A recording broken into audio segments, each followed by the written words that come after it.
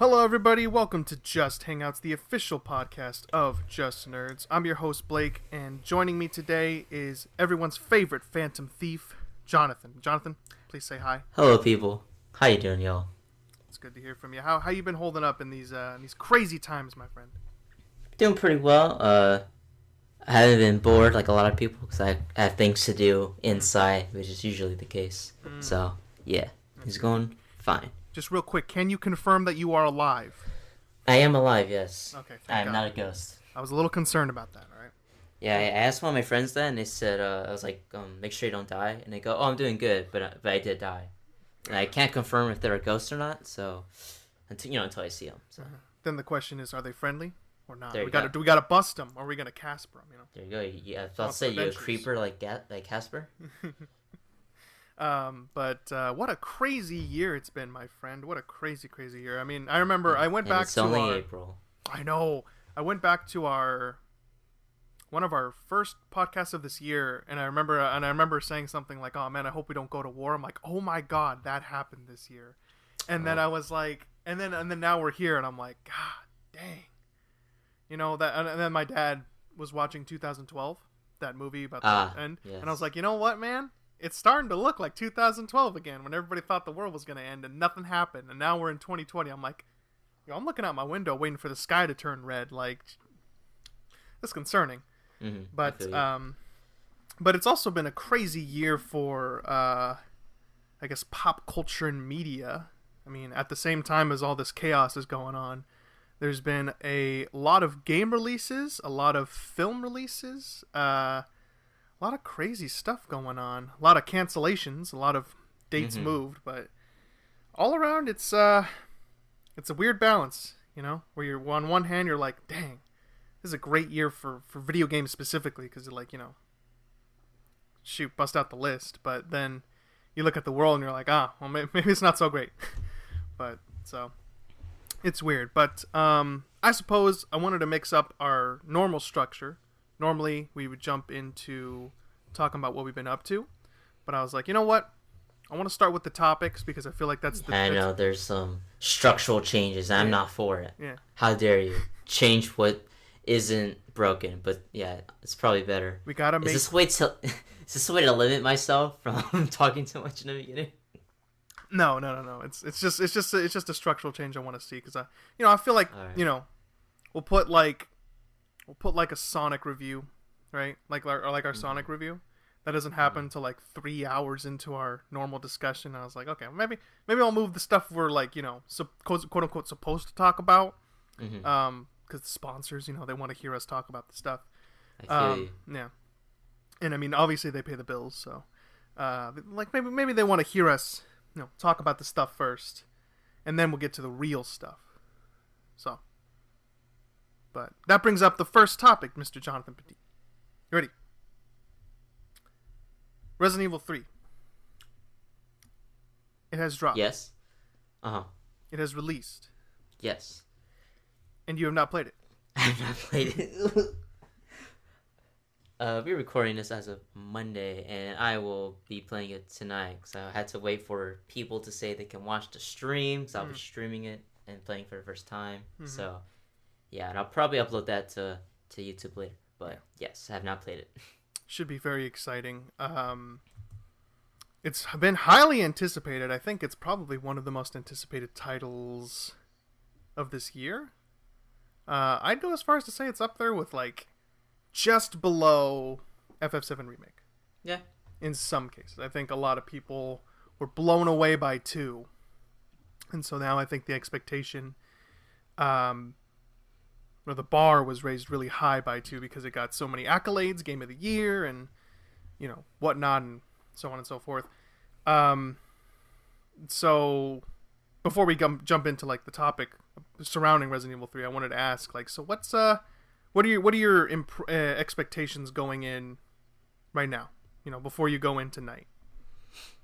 Do you have any? All right. So, I've said it on the podcast before. Like, when it was announced, I was hoping it would be like, since it was just gonna be Jill campaign, I was hoping like, okay, it won't be as long as RE2, I know, but maybe a little bit longer than like one campaign on its own in RE2. So hopefully like 10 hours would be like the most I would think it would be, but I would hope for that. And then I was like, okay, but at the very least it'll be probably as good, right? Mm-hmm. Well, there's been a lot online. There's been a lot of mixed reception, which we'll talk about. But even back playing with the RE demo, it's like that much anticipation. Sometimes when you like go watch a movie that you're anticipating or playing something that you've been anticipating, it feels different when you have it. And the demo, I was like, oh shoot, like yeah, this feels weird. And that like you feel like when you hold the controller, like your world's gonna change fundamentally, like in your heart. That's how you feel, but you know it's not gonna be that. So playing the demo, but then hearing the mixed reception, it's made me like temper my expectations, like in a good way though, because now I'm like, okay, like I'm not thinking it's gonna be like, whoa, like shoot, I'll be blown away. Like I expect it to be good. I'm gonna have a fun time, and that's really where I'm at right now. Like I'm really still looking forward to it. I'm really excited. Mm-hmm. Yeah, I'm kind of getting the same sense that you are about the general consensus. A lot of people kind of talking about, like, most specifically, I think what you and me have both said we've seen is that a lot of debate about the length of the game. I think that's been probably one of the bigger how did I say, like, criticisms leveled at the game is like it's too short. Yeah. And I don't know about you, but when I hear that, I immediately am on the defensive because, like, in favor of the game, not in favor of necessarily the player all the time. Mm-hmm. But when I hear that, because my immediate reaction is this sounds exactly like the graphics conversation, where it's like, if it doesn't look pretty, it's bad game. And I feel like these graphics and length of game, I feel like those two things come up a lot. Like, I feel like every other year or so, a game will release that's like, oh, it's so fun, but it doesn't look that great. 7 out of 10, or like 8 out of 10 or whatever. Like, oh, it's such a great game, it's so fun, it's so tight, but it's like 3 hours. 7 out of 10. You know, things like that. I feel like those debates come up like every other year when there's like a big release or something like that. But I thought it would be an interesting point of discussion to talk about length of games, because I see it a lot on Twitter, but you know, you see everything on Twitter. Yeah. So real quick, my question to you is like, how much have you seen of like RE3, or like in terms of, I guess, like in terms of the game itself, but also in terms of reception? Probably about on the same level that you've probably seen it. I definitely see like positivity surrounding it. Like, people are saying it's not bad, it's great, it's good, but it has some kinks in it, design wise, where I listen to it and I'll be like, okay, that makes sense. I understand that. I think it's the one that stands out the most is the length. I think that's the one that, for me, when I hear it, I I immediately go on the defensive, because I'm like, that's the really subjective point, I think, you know, because like you can say something like, oh, you know, this aspect of the game was kind of boring, or this part wasn't fleshed out enough, or something like that. But I feel like when you get down to length, it's like, oh, you know, different people respond to different games, so I feel like it's, I don't know, I feel like I'm on the same wavelength as you. Like, I feel like we see the same things for the most part. Okay, so I feel like, so you haven't seen much like the game itself? No, I've been saving myself for your stream, because I was like, I want to watch this with John, because I mean, you know. So, but in case it wasn't any indication, I'm not a Resident Evil guy, so. Okay, yeah, I was curious, because I've been trying to like not look at those things, just hearing about them. So I was worrying with you, you know. Yeah, I've been avoiding it, because like I if I get spoiled, I'm like, whatever. I'll be interested to see how John reacts to that, obviously. But but yeah, I've been kind of like, if I see something, I'll see something. But if I don't, I'm not gonna actively look for it. Like, I don't want to see the ending or anything like that. So yeah, I had to unfollow someone on Twitter for the time being. yeah, they're like huge Resident Evil person, and like on YouTube they posted a spoiler-free video which I watched maybe like 2 minutes of, but then I was like, no wait, actually let me not. But then they said, well, I'll wait a week to wait for people. But on Twitter she's been posting like a bunch. I'm like, okay, like I'll see she tweets and I'll be like, oh, like shoot, and then we scroll up really quick. So I finally went, you know what, I need to unfollow her for a few days. just for this duration. Yeah. That makes sense. I respect that. I told you you should have just stayed off of Twitter. So I'm glad that you're able to find a. It's hard to do that. Twitter's great. It gives me joy. Yeah. It also disappoints me in so many ways. But that's a Twitter conversation. Yeah. I love Twitter, but I hate Twitter. But anyways, I think when but how have you responded? Because you've known a few of the criticisms. I think you don't know all of them because because you haven't been actively looking for them, like you just said. But like, has that like kind of tempered your expectations any more? Would you say, or like when you hear certain things, because you've heard certain things through the grapevine, I imagine.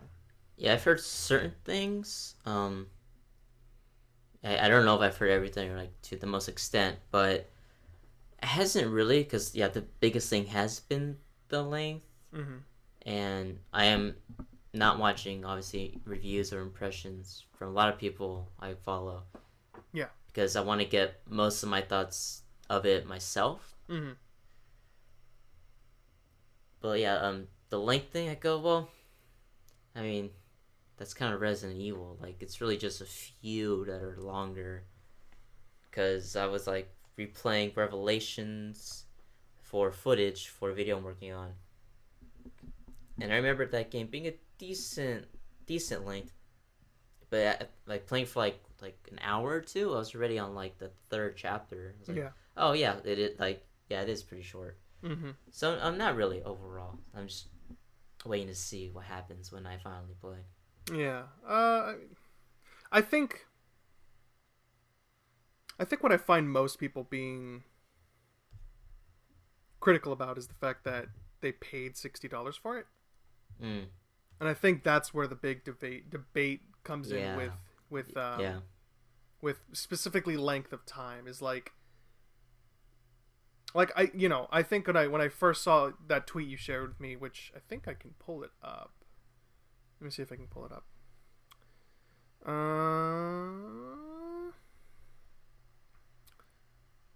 Here we go. It was I believe this is at Runebee, RUNEBEE.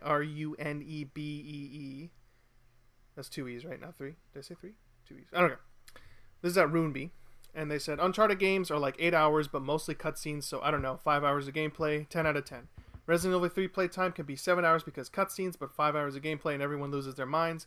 And I like Uncharted, but the double standard with game lengths is annoying. This is an interesting point because I think the first thing I said to you, and to go back to our messages, I said, so first off, I told you to stay off Twitter, sir. This is my reply to you. And second, yeah, I've been seeing this a lot. It's so dumb and frustrating to see. Game length doesn't equal quality every single time. One of my favorite games of all time can be beaten in like 2 hours, if even that. And I was referencing Star Fox 64. Yes. So Star Fox 64, you can literally beat that game in, I don't know, I think like if you're quick enough and you do the right pathway, you could probably beat that game in a solid like hour, 10 minutes. It's a very short game. And when I thought about that, when I first saw the initial impressions, like, oh, it's just too short. I paid $60 for this game and whatnot. So, and I'm seeing this debate still being talked about with Final Fantasy VII, because that game just dropped at the time of this recording, and I'm seeing people complaining about the length already with that game, which is surprising, but okay. But yeah, so and I thought about it, and I was thinking like, man, Star Fox is a masterpiece of a game to me personally. I know it's not like the greatest game of all time or nothing, but to me, I love that game, and it's super short. But then, like, the thought kind of came into my head is like, well, if Star Fox was released today, like, let's say it was Star Fox 64 was released on Switch, and it was $60, would I pay $60 for that game in particular? And that got me thinking, and I was like, that... Well, real quick, you mean if it was released for the first time, or if it was, like, re-released? Let's say for the first time. Alright. Because I think there's a difference between the two, obviously. Mm-hmm. So, thank you for clarifying that with me. But I think let's say if it was released for the first time, I'd obviously try to wait for a sale, because I like to save money. But in terms of the game I get, I think I would. I feel like I would be fine paying $60 for that game, even though it's quote-unquote short. It has everything I want in a game for the most part, and that's fine. If it was remade or remastered or whatever, something, I think it would depend on what they added to justify me going full price in on it again. Did they just, I guess the best example would be the Star Fox 3D on the 3DS, because that was kind of a HD remake with all the bells and whistles and stuff like that. And would I pay $40 for that game specifically? Yeah. I don't think I'd be opposed to paying $40 for Star Fox 3D, But that's just me personally. I can see someone paying $60 for something like, I don't know, like, I guess maybe, not to pick on the franchise, but like a Call of Duty game with like maybe a 2-hour campaign, and someone being like, I don't play the online, but this is such a disappointment, this is stupid, blah, something like that. I could understand that to some extent, but I think it's kind of a weird issue, and I feel like it's hard to, like, it's always going to be a game by game basis, of course, but I mean, what do you think? Because I'm curious to get your thoughts.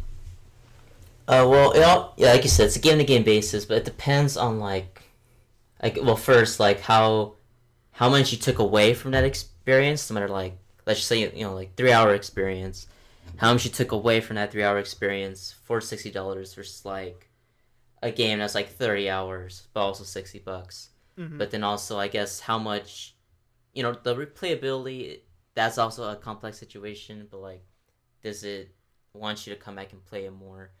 A good example, I guess, like RE2 remake versus like FF15. Yes. Like, I feel like from what I got, like, cut content aside, I was supposed to be in the base game for 15. What I got from RE2 remake and 15, I feel like I got way more from RE2. Just like from the shortness, I got like way more, but also like the way that game is, I feel like I can go back. I can always go back and, like, if I'm one night when I go play, I can do that really easily. Where 15, that was like a 30-hour game around for me. And I'm like, yeah, I didn't really get much out of that experience.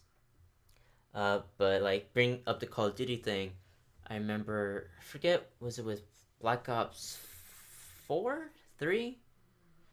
I think 4. I can't remember which one, but it was when they said they were taking out the campaign and just going with multiplayer specifically. And my friend got it, and I was like, oh, like, you, I forget exactly how I asked him, but he was like, yeah, what made it make sense more for me is I watched a video where apparently the guy was saying, well, yeah, if you think about it like this, you're paying like $20 per like mode in the games. It was like the multiplayer, the blackout mode, which is the battle royale, and there was some other mode I can't remember. It might have been like zombies or something. Yeah, it was like, yeah, well, if you think about it like that, where it's not like the $60 is less valuable because there's no single player. You think of like, oh, it's $20 per mode, then yeah, that I would easily play $20 for the blackout mode on itself for the multiplayer. And my thought was, like, I mean, you could really make the argument for any game. Yeah. Like, I could say, well, yeah, I would pay $30 for the multiplayer mode, and I guess RE3. I would pay $30 for Resistance and $30 for the single player. Yeah, that makes sense. But at the same time, I was like, well, I mean, to me, it doesn't like if that's your excuse and that's what makes you buy it. Then yeah, like sure, like I don't really. That's not a negative. Like sure, that's how you want to see it. Mm-hmm. But the argument itself, I was like, that's a little weird. Yeah, you know what another thing I thought of when you were talking about that is how fighting games play into it, because you and me know fighting games can potentially last forever. You know what I mean? Like let's say or last pretty short, not long at all. Yeah. But I feel like that's relatively rare nowadays with the fighting game community being so like open to different games. But like, I mean, frickin' like Street Fighter 5. If you've been playing Street Fighter 5, you've essentially had what? Like that game came out 2015, 2014, right? Am I crazy? Around there, sure. Or like around the. Let me look it up real quick so I can get an exact. Street Fighter 5 release date. So I can get an exact. February 16th, 2016. You've essentially had 4 whole years of gameplay time. Right? Now, but Street Fighter 5, as you and me both know, as we discussed multiple times, is not the best package when it first came out. You know? Yes. You had very limited roster. You had practically zero single player, a horrible survival mode, and really the only thing you could do was practice combos and then play on the online, which we also know is not very good. So, yes, you could potentially be able to like have a game that could go on for literally 5 years worth of game time with updates and new things that come into it.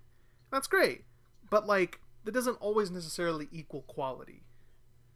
It's always going to be kind of a slippery slope, because I think, you know, when you get to the indie scene, something like Grease is a pretty freaking short game, maybe taking, I don't know, maybe like 2 hours at best. I feel like you can beat Grease within like 2 hours if you just keep going. But that's also an indie game that's charging significantly less than $60. You know, so the price point can somewhat match that. But I also know that Grease, as beautiful and gorgeous as the art style is, as much as I love that game, I know that Resident Evil 3 has a significant more amount of detail in it. You know, I know that like you brought up, I think you brought up when we were talking. I think, what was it, yesterday? You mentioned how, like, you know, if you shoot a bag of beans, the beans need to spill out of the bag, because that's how physics should work, and that creates a more, and like that takes a lot of work. It's not just like, oh, just plug in the asset and it's done in 10 minutes. No, it takes a long time for that one aspect to be done quickly, for it to look good and for it to function properly, you know. And then usually if you insert that bag of beans into the game, it might affect something else. It could affect anything. It could be done to do a 0% speed run through the game or whatever, because it's a glitch or whatever. So like you said, I think I think the length of game is always going to be one of the weirdest discussions we have. But I think you and me can agree that like length does not always equal quality. Yeah, a good example that I forgot to mention, like, there's a few games where I, like, regret getting, I guess, in terms of, like, spending $60, especially, like, in middle school and high school, but the one game I always think about, like, I wish I had that $60 back right now, was I bought the Terminator Salvation game on the PS3, and that game was, like, $60 on release, and I heard it was pretty short. But, you know, I was, at the time, a huge Terminator fan, and I was, like, really high for Salvation. I loved the movie. So I thought, I'm going to get this game. It took me, like, I don't even know. Let's just say 5 hours. It's really short. And I beat it, and I was like, yeah. I mean, it was fun to a degree. Mm-hmm. But after playing it, I was like, yeah. Versus something I guess like Vanquish when I picked it up. I did not get it for 60 at the time, but again, that's like shorter than 10 hours. I was like, oh my god, like Vanquish, that was a freaking great game. It's still like one of my favorite games of all time after only playing it like 2-3 times. And I was like, whoa, that game is sick. So it's like, yeah, it depends on the game specifically. It's not just length on its own. That, like, boom, bad game. Mm-hmm. You can have a bad game and stretch that out to 100 hours, and it's still a terrible, horrible mess. FF15. You know? Is FF15 really that bad? It's pretty not good. Shoot. I own it. It's just that it's unremarkable in all its aspects that it has. It's like, this is not that great. This is fine. Yeah. But moving on. Yeah, length is usually one of the last things I really, I guess, consider when I'm about to purchase a game. I'm mostly just thinking, man, am I going to enjoy this? Like, am I going to play? Am I going to have time to play it? Am I going to enjoy it and stuff like that? So that's usually what I'm thinking foremost, I guess. But it'll be interesting to see how this develops. I feel like I say that with every topic we have, but I think that I wonder if this will grow into a bigger issue, kind of like the crunch thing did, where it was like Animal Crossing versus The Last of Us 2.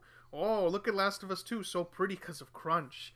But look at Animal Crossing with its crappy freaking colors and Isabelle.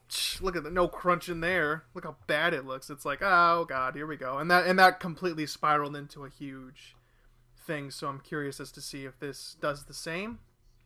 My money's on it won't, but my money's also on that it'll turn into something.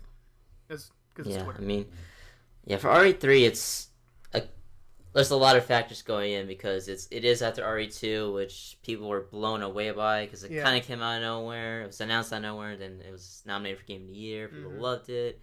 It's coming out a year after RE2 Remake, which is like continuing the hype, but also like to a lot of people not enough time to get fully hyped for the game itself.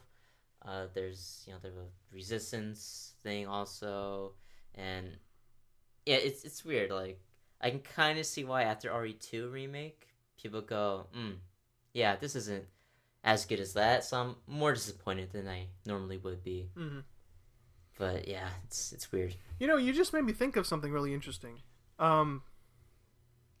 There's an interesting, I think, comparison to be made between Resident Evil 2 and how people never complain about the length of that game. Because it is, you have 2 whole campaigns, plus, the Survivor pack and stuff like that. Yeah. But what I find so interesting is that critics and people were like, yo, you gotta play Leon, you gotta play Claire, shoot, you gotta play Tofu. Like they wanted to go and experience the other stories, and they're like, oh, it's bang for your buck. It's so much. Yeah, a bunch of people going, and then like, I normally don't do it, but like, this game was like, it made me really want to go play Claire A and Leon B to see like what the differences were, and like, yeah, a lot of bang for your buck. And the other example that I think of when I hear that ideology is Nier Automata, because critics did the exact opposite. They played the one story, which is like the most less than 10 hours. Yes, and it's like, it blows my mind that it's all like, there's alternate stories if you care about that stuff, but it ultimately ends, and it's like, it's rare that I think you find people fully experience a game, and more so, like, it's like, I don't know, it's like a race almost, where it's like they just want to get to the end to say like, this is how long it takes. Yeah, and it's like, why are you rushing through the game just to finish it? Like, you should be experiencing it and then sharing your thoughts with it. So I don't know if that's playing into RE3 at all. Could be from like big review sites. I think that could be a definite thing. But I don't know, man. Yeah, it like you're pointing out, but like it's weird when looking back like a year ago when RE2 came out. Like this was still a complaint like back then, but not to the degree with RE3 and everything, where people going, yeah, Leon A and Claire B, like I wish there's more like differentiation between the two to make it more like unique, but still bang for your buck. And I love that game to death, but Claire's like, well, whatever second campaign you do, it's 80 to 85% like the same thing you're doing, like same area, same pattern and places you're going, and like yeah, it's another campaign, but it's mostly the same, really. But like a year later, people are going, well, it's like, but yeah, but RE2 had like the two campaigns, so there's way more value there. So it's like, it's like you're saying like a year ago though. Yeah, I think it's interesting how people kind of have the Costco mentality, where it's like, I just want more of it. Like, even if it's the same thing over and over and over again, I just want to feel like I bought something big and important. Almost, I don't know. Like, correct me. Like, that sounds like what it's saying, though. It sounds like, yeah, like, you know what I mean? It's the same thing where it's like a fighting. Like, I don't want to bring it back to fighting games. Hold on, I'm trying to avoid that subject because I always feel like I talk about it. But it's like, it's like a 100-hour RPG that's terrible versus like a 10-hour RPG that's like magnificent, right? It's like, yeah, but I bought this and it's great and it's fun because it's big and there's freaking 100 hours and I beat it. It's 100 hours. It's me. And then the other guys over there like, yeah, but I played this 10-hour one. It was freaking fantastic. It's incredible. It's like, I think it's just so interesting how people like the Costco mentality where it's like, I just want more of it. Even if it's the same thing, I just want so much of it. I don't know. That's interesting to me. Because, like, what you're buying has to still be good. You know what I mean? It's not like, I'm going to buy a 100,000 pound bag of beans. And it's like, well, I don't really like beans. It's like, well, then you're not going to need the bag, or, I don't know. This analogy is terrible. It's falling apart. It's horrible, but you know what I'm saying. All that matters is that you understand. Because if you understand, I feel like other people understand. You know what I mean? Yes. No? We've been over this. Sure. I'm garbage at sure. I'm garbage at these I'm garbage at debates. So I mean, same, but that's okay. No, I feel like you're significantly better than I am. I'm bad. At debates? Yeah. No, I just like getting your point across. I'm garbage at getting my point across. I have to I would have to literally but I take like 20 minutes to do it, as we've seen with our previous podcast. Well, I mean, like, same with me, where it's like, frick, dude, like, if I want to lay out a like argument for why BVS is the worst movie possible, I can't do it freehand. I have to literally like sit down and write it. Like, I need written stuff, and so this is all free form for the most part. So, anyways, so length versus quality, it's an interesting debate. But I think we should move on to something that isn't quality no matter how you look at it. Jonathan. Yes. It's time, I think, we went back to the root of pop culture.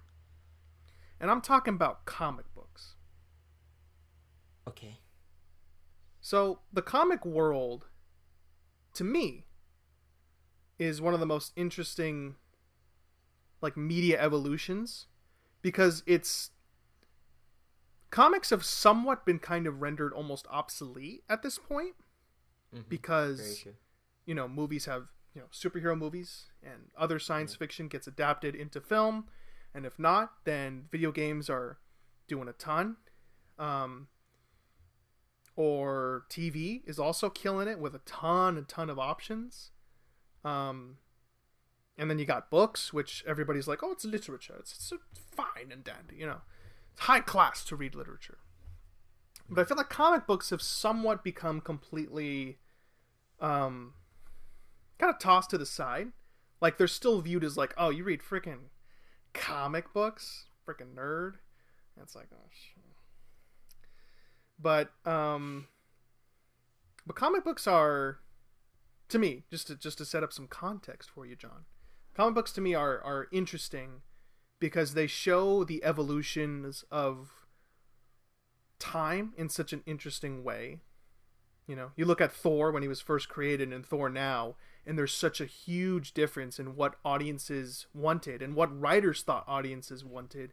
And that's fascinating. They're almost like a time capsule of media to me. And they're probably the best example we have of it. And I have to say, John, I feel insulted.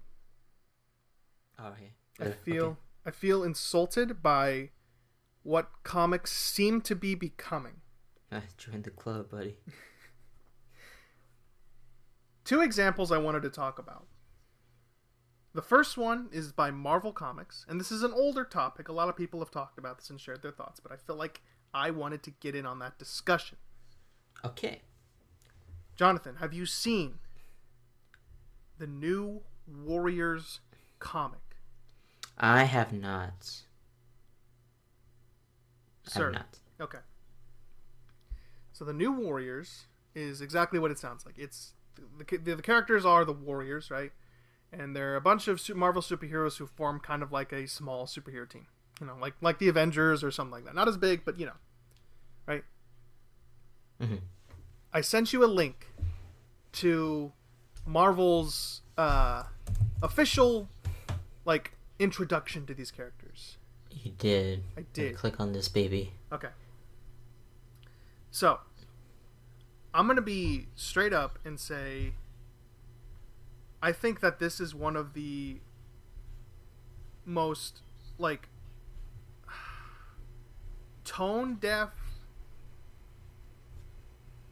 most hilarious tone-deaf approach to trying to modernize something that I think I've ever seen in my life. Are you okay? Can you hear me? Yeah. Okay, just making sure because you keep... No, my computer... No, my computer is... Oh, okay. The fan is going, up and down. Oh, I get constantly. you. I'm just scared, John. Don't scare me. But anyways. So, I don't know how to put this. I'm trying to put this gently. This is terrible. So what are you looking at? I'm looking at this right now. Okay. Well, I'm looking at the thing Blake sent me. It's like a cover of all these heroes. Yes. They don't look bad. Okay. Off of their first designs. Okay. One looks like Discount Deathstroke. Okay. Is that Firestar or is that not Firestar? Yeah, that that's is Firestar. So hey, so hold. Okay. So what you're looking at is the original Warriors. And when you scroll down, with the bottom half. Oh, the bottom half's the New Warriors? The bottom the new Warriors? is the new Warriors. Okay, I was confused because it says the New Warriors. Yeah. With all these characters. No.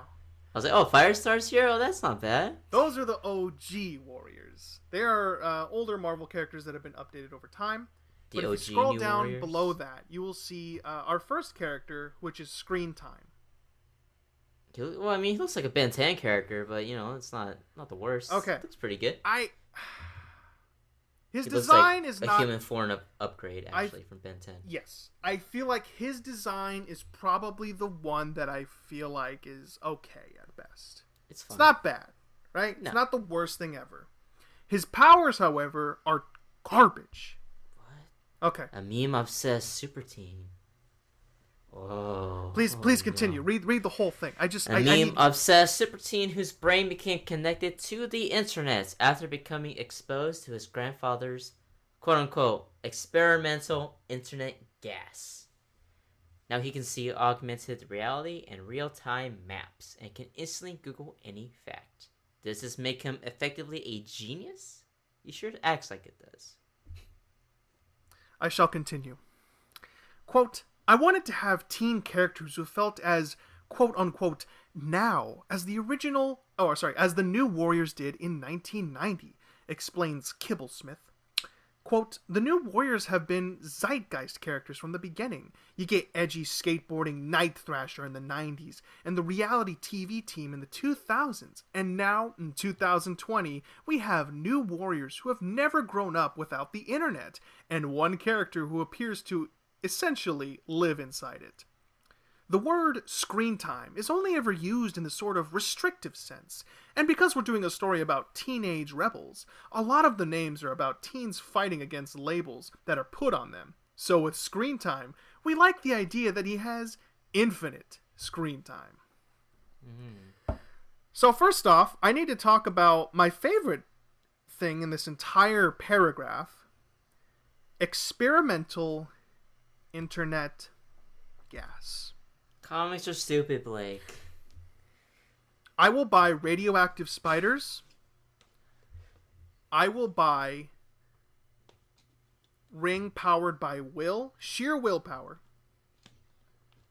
I will buy guy makes super suit because he's really rich. I will buy almost everything. Yeah, but those are some of the greatest superheroes of all time, Blake. You can't compare them to screen time.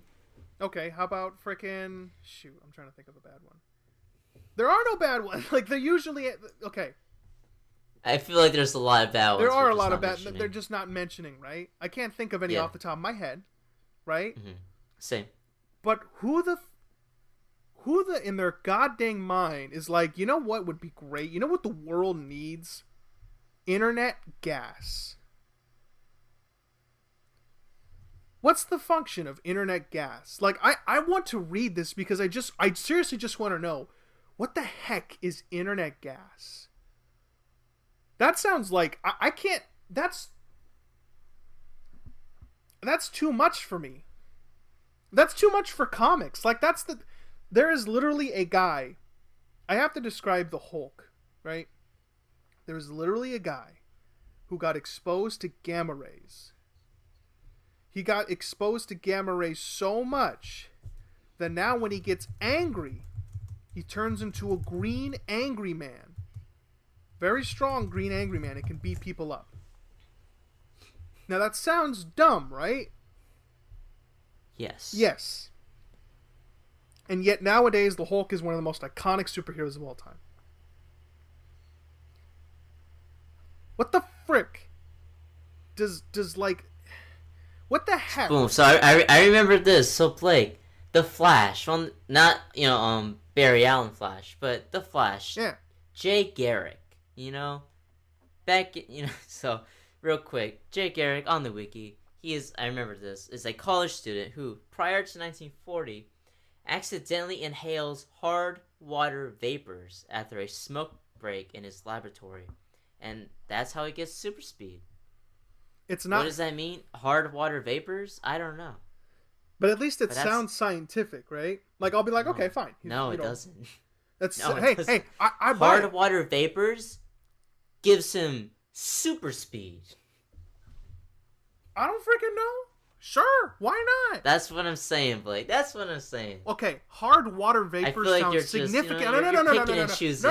I am not picking. No. Because that, I'd be like, okay, that sounds scientific enough. Sure, I'll buy it. I don't care. What the frick is internet gas? Who sits there on their computers like, you know what? This would be great in gaseous form. Not even liquid form, not solid form. It's internet gas. Gas is what is it for? Is it a weapon? Are we trying to weaponize the internet by like making people get cancer by dumping this gas on them? That makes sense to me. I feel like is that the joke? I agree. It's dumb, but like I don't know. Comics are dumb, Blake. Comics are dumb. Comics, this is too dumb. This is too dumb, John. It is pretty dumb. No, it's not just pretty dumb. This is really dumb. Like, this is dumb for comics. Comics have done some really, really, really dumb stuff over the incredible length of time they've existed, right? I know this. I have the old Batmans, right? It's dumber than Shazam having a caterpillar as a villain. Bro. Yeah. This is way dumber than that. I don't know about that. Bro. I have seen Batman turn into a zebra, like, colored Batman. That's pretty dumb, Blake. Who it gets dumber. Who somehow begins to have a reverse magnetic pull and begins to destroy everything in a certain radius around him. So he cannot move. Why is he zebra pelted? Why has he got reverse magnetism? Why the frick is this happening to Batman of all people? I don't know. That's really dumb. But never in my life have I seen something as stupid as internet gas or the power to literally use the internet. He can instantly Google any fact. Siri can do the same goddamn thing. He can see augmented reality and real-time maps. What the frick is the point of seeing augmented reality? What, so he can play Pokemon Go without the phone? I'm sure that will happen in an issue. Oh my god. But okay, but let's move on, because I'm spending too much time on screen time. I'm having too much screen time, if you know what I'm saying. So let's move on to Snowflake and Safe Space. Yes, that's his real character name, Safe Space. Alright. I shall read. Psychic twins. Period. All twins are psychic, but we're psychic-er. Snowflake, a cryokinetic can materialize snowflake-shaped shuriken projectiles for throwing. Safe Space can materialize pink force fields. This is my favorite part. But he can't inhabit them himself. The reflex only works if he's protecting others.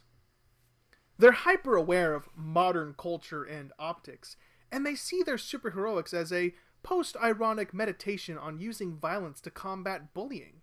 They're probably streaming this. I'll continue. Snowflake and Safe Space are the twins, the writer says, and their names are very similar to screen time. It's this idea that these are terms that get thrown around on the internet that they don't see as derogatory. They take those words and kind of wear them as badges of honor. Quote, Safe Space is a big, burly sort of stereotypical jock. He can create force fields, but he can only trigger them if he's protecting somebody else. Snowflake is a non-binary and goes by they, them, and has the power to generate individual crystallized snowflake-shaped shurikens. The connotations of the word snowflake in our culture right now are something fragile. And this character who is turning into something sharp. Okay. So first off, John, we've talked about designs before. We've talked about art and stuff like that. We're not experts, but we like certain things, you know? Mm-hmm. Do you think I'm being fair when I say I think these designs are pretty garbage? I don't know. I think they're okay. I don't think they're maybe the worst. They're not the worst thing I've ever seen. I've seen far worse, but I just feel like these costumes are so... I don't get it. Like... I honestly think they're fine. I've seen a lot of costumes like this, actually. I don't know, dude. I just don't understand. Like... I don't... it feels so weird. They just look so bizarre. And I guess that's the point, obviously. But I think my biggest gripe is with Safe Space. First of all, I hate the name. Alright. Mm-hmm. That's fair. I hate the name. That's fair. Yeah. But my question is, like, what the heck? How come his powers only work when he's protecting somebody else? It's a metaphor. Because he's a good guy. Why are you devil's advocating me, John? There's no devil advocating at all here. So you're just justifying it because you like it. This is your favorite comic book of all time. Yes. I just don't understand the mentality. I'm not gonna go through all of these because I feel like the rest of them are like generic, whatever. Like B negative, who the frick cares? It's just a vampire who looks like Morbius, but's apparently obsessed with the 90s and the 2000s. And Trailblazer. I don't have any like crazy things to harp on. Okay. This to me is just so... I just feel like I don't know. How do I put this? I'm trying to find the right words to articulate how I feel. Betrayal. No. Travesty. No. The next one we'll get to, I will feel betrayal and travesty and insulting. I will give credit where credit is due. Okay? Now hear me out, John. Okay. I'll give credit to where credit is due. And I will say, number one, as terrible as these ideas are, as dumb as it is to try to like represent kids today in this horribly like tone deaf manner, which I mean, you know, give or take whatever. At the very least, they're making new characters. That's something that I can say. At least it's new. At least it's new. And at least it's new. No. But in the mindset that I'm glad they didn't just say, hey, let's take Spider-Man and let's have him get a new power where he can instantly Google whatever, right? At least they didn't do that. At least they didn't take existing characters and try to like morph them into something that they're not. I can respect and appreciate that. But I just feel like these characters are so like on the nose. Like they're just like, it's like we want to represent kids today. And it's like, but they do it in such a bland and like unflavorable manner. Like these characters I just feel like these characters don't last. They don't feel like superheroes. And one of the things that I love about comics, as I mentioned before, is that like superheroes are timeless. Right? Thor has literally existed since like Stan Lee's age when he was first writing them. Like that's a long time ago. These characters are Spider-Man is a timeless character. Spider-Man will go on and he will have films and he will have games and comics and stories all about him, right? Because he's a timeless character that everybody can relate to. This is a comic book filled with characters that are literally designed to relate to no one. It's meant to relate to the new generation. But it's Blake. not gonna work. Blake, Kids don't Blake, care. We're boomers, Blake. We don't get it. We don't know what the kids are up to these days. But kids maybe don't... some 13-year-old's like, yo, safe space. I identify with safe space. No, they don't. No. You don't know that. You don't know that. Pretty sure I can probably guarantee that. Look, on the shelf, right? Let's talk a shelf situation, John. All right? Kid's walking down Barnes & Noble's aisles, right? He stumbles into the comic section. He sees this cover of the New Warriors, right? Right? Also, I gotta note, I gotta love how the Warriors themselves, the OGs, they're the biggest part of the screen. They take up, or of the issue itself, right? They look good, man. They do look good. They're pretty cool, right? Why do you think they take up the majority of the front page? I think that's just what comics do. It's not just what comics do, John. I don't know. Who are design wise? It's a good looking. No. I'm not saying it's a bad cover. I'm saying it's a misleading cover. Look at this. Okay, let me think about this. Who do you think is the coolest character? If you were a little kid, 10-year-old kid walking down the aisle, which characters do you think look cooler? Yo, this kid with the goggles looks pretty good. Shut your goddamn mouth. You know who it is. It's the big guy. I don't know his name, but it's the big guy who you said was knockoff Deathstroke, right? Mm-hmm. Right? These characters look cool. Kids walking down the aisle be like, oh shoot, that's a cool guy right there. I want to read a comic about him. Who sticks out the most? Like, which characters don't look like they belong? I mean, I don't know, dude. I don't know. I think there's some reaching here. Bro, come on. I think that's kind of like a typical thing. Like, you have, like, the older generation in the back, then you got the newer generation in the front. Why not have them together?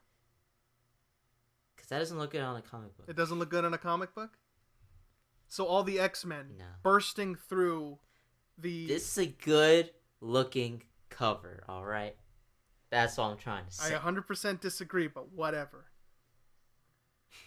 I 100% disagree with you, sir, but whatever. I think that this cover is just, it's horribly misleading. It makes you think it's about everybody on this cover, and that like these guys at the bottom are going to be like, oh, they're going to be the sidekicks, but no, they're going to be the main focus. According to this website, this is about them. This is about their story and how they become the next generation of superheroes. But they're not highlighted in the cover. This is trying to get you the younger generation to like buy this based off of the characters in the top? Why not have them together, working together, like in like a bursting panel, right? Like a comics issue, like some of the greatest comic covers of all time. That's my opinion. I think the New Warriors are just a horrible, like, marketing scheme to like sound hip with the kids, and it just comes off as old and outdated and awful. But that's just me. Dang, That's Clay's just got me. some strong feelings about the New Warriors. However, I have stronger feelings about the next one. All right, Jonathan. This is the one that insults me. Gotham High. Mm-hmm. All right. My fave. Now I'm going to read this. All right, I'm going to read. This is from the official DC website, so was the New Warriors. The New Warriors was from the official Marvel. This is from the official DC website. Here we go. After being kicked out of his boarding school, 16-year-old Bruce Wayne returns to Gotham City to find that nothing is as he left it. What once was his family home is now an empty husk, lonely but haunted by the memory of his parents' murder. Selina Kyle, once the innocent girl next door, now rules over Gotham High School with a dangerous flair, aided by the class clown Jack Napier. When a kidnapping rattles the school, Bruce seeks answers as the dark and troubled night. But is he actually the pawn? Nothing is ever as it seems, especially at Gotham High, where the parties and romances are the highest stakes, and where everyone is suspect. With enchanting art by Thomas Pidley, this new graphic novel is just as intoxicating as it is chilling, in which dearest friends turn into greatest enemies, all within the hallways of Gotham High.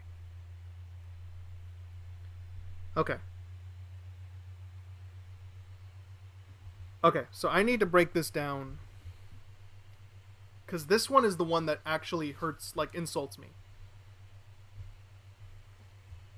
If I replaced the names, and I replaced the setting, this story I would have no grief with whatsoever. I'd be like, okay, it's just another, YA graphic novel, published by DC. Mm-hmm. I'd be like, okay, that's fine, whatever.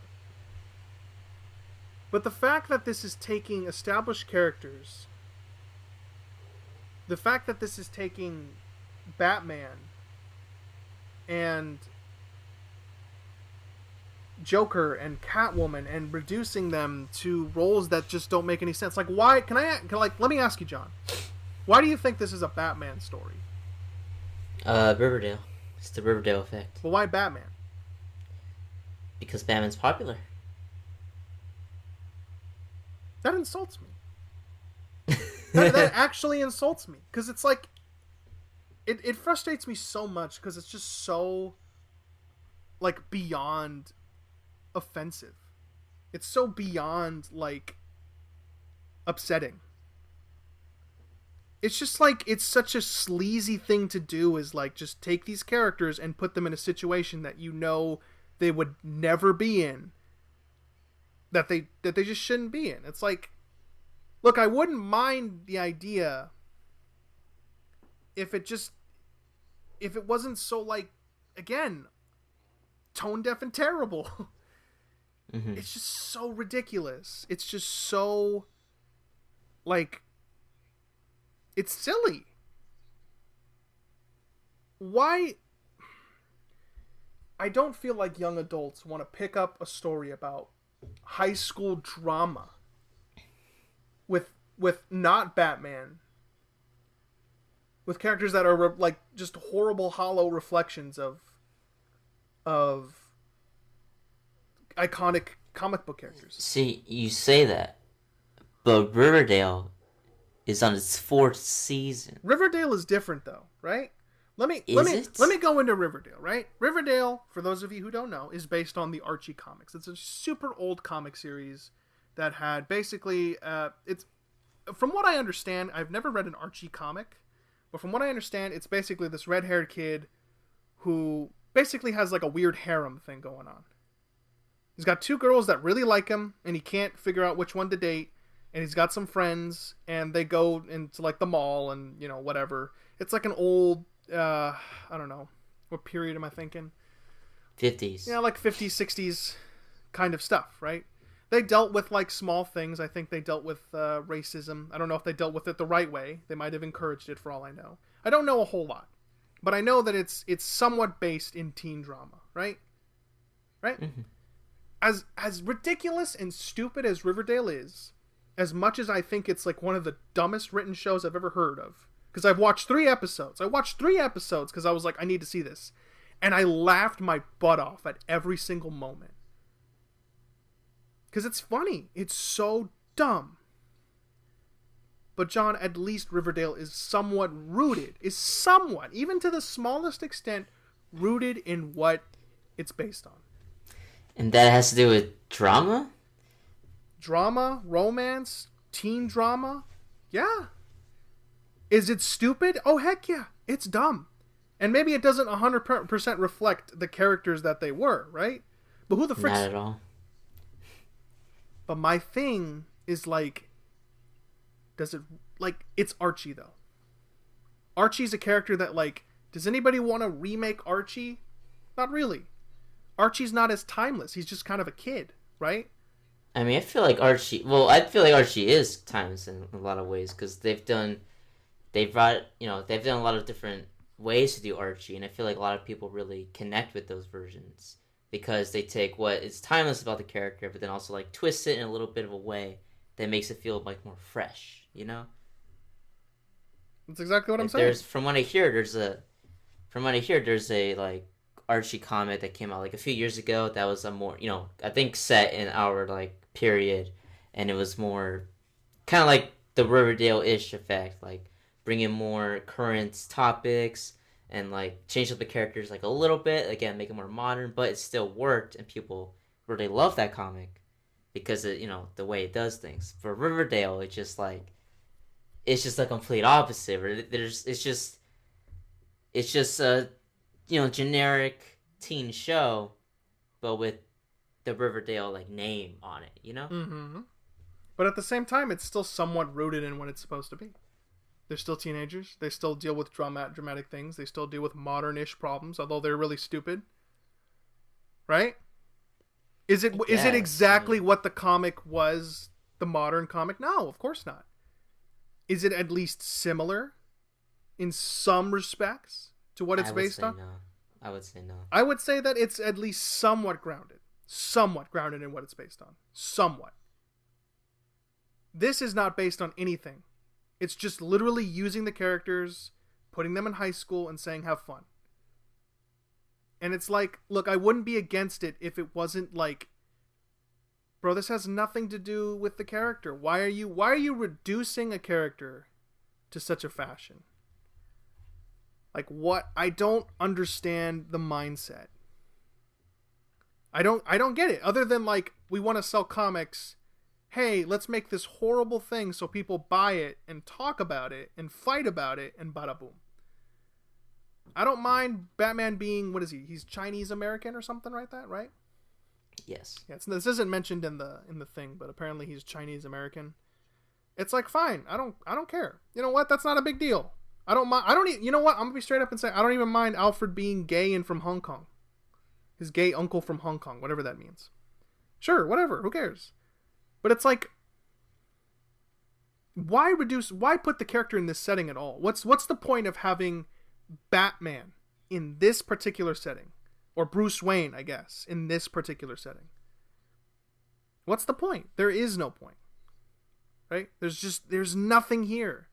It's empty, it's shallow, it just feels like it's like, you could have done this with any other character, an original idea.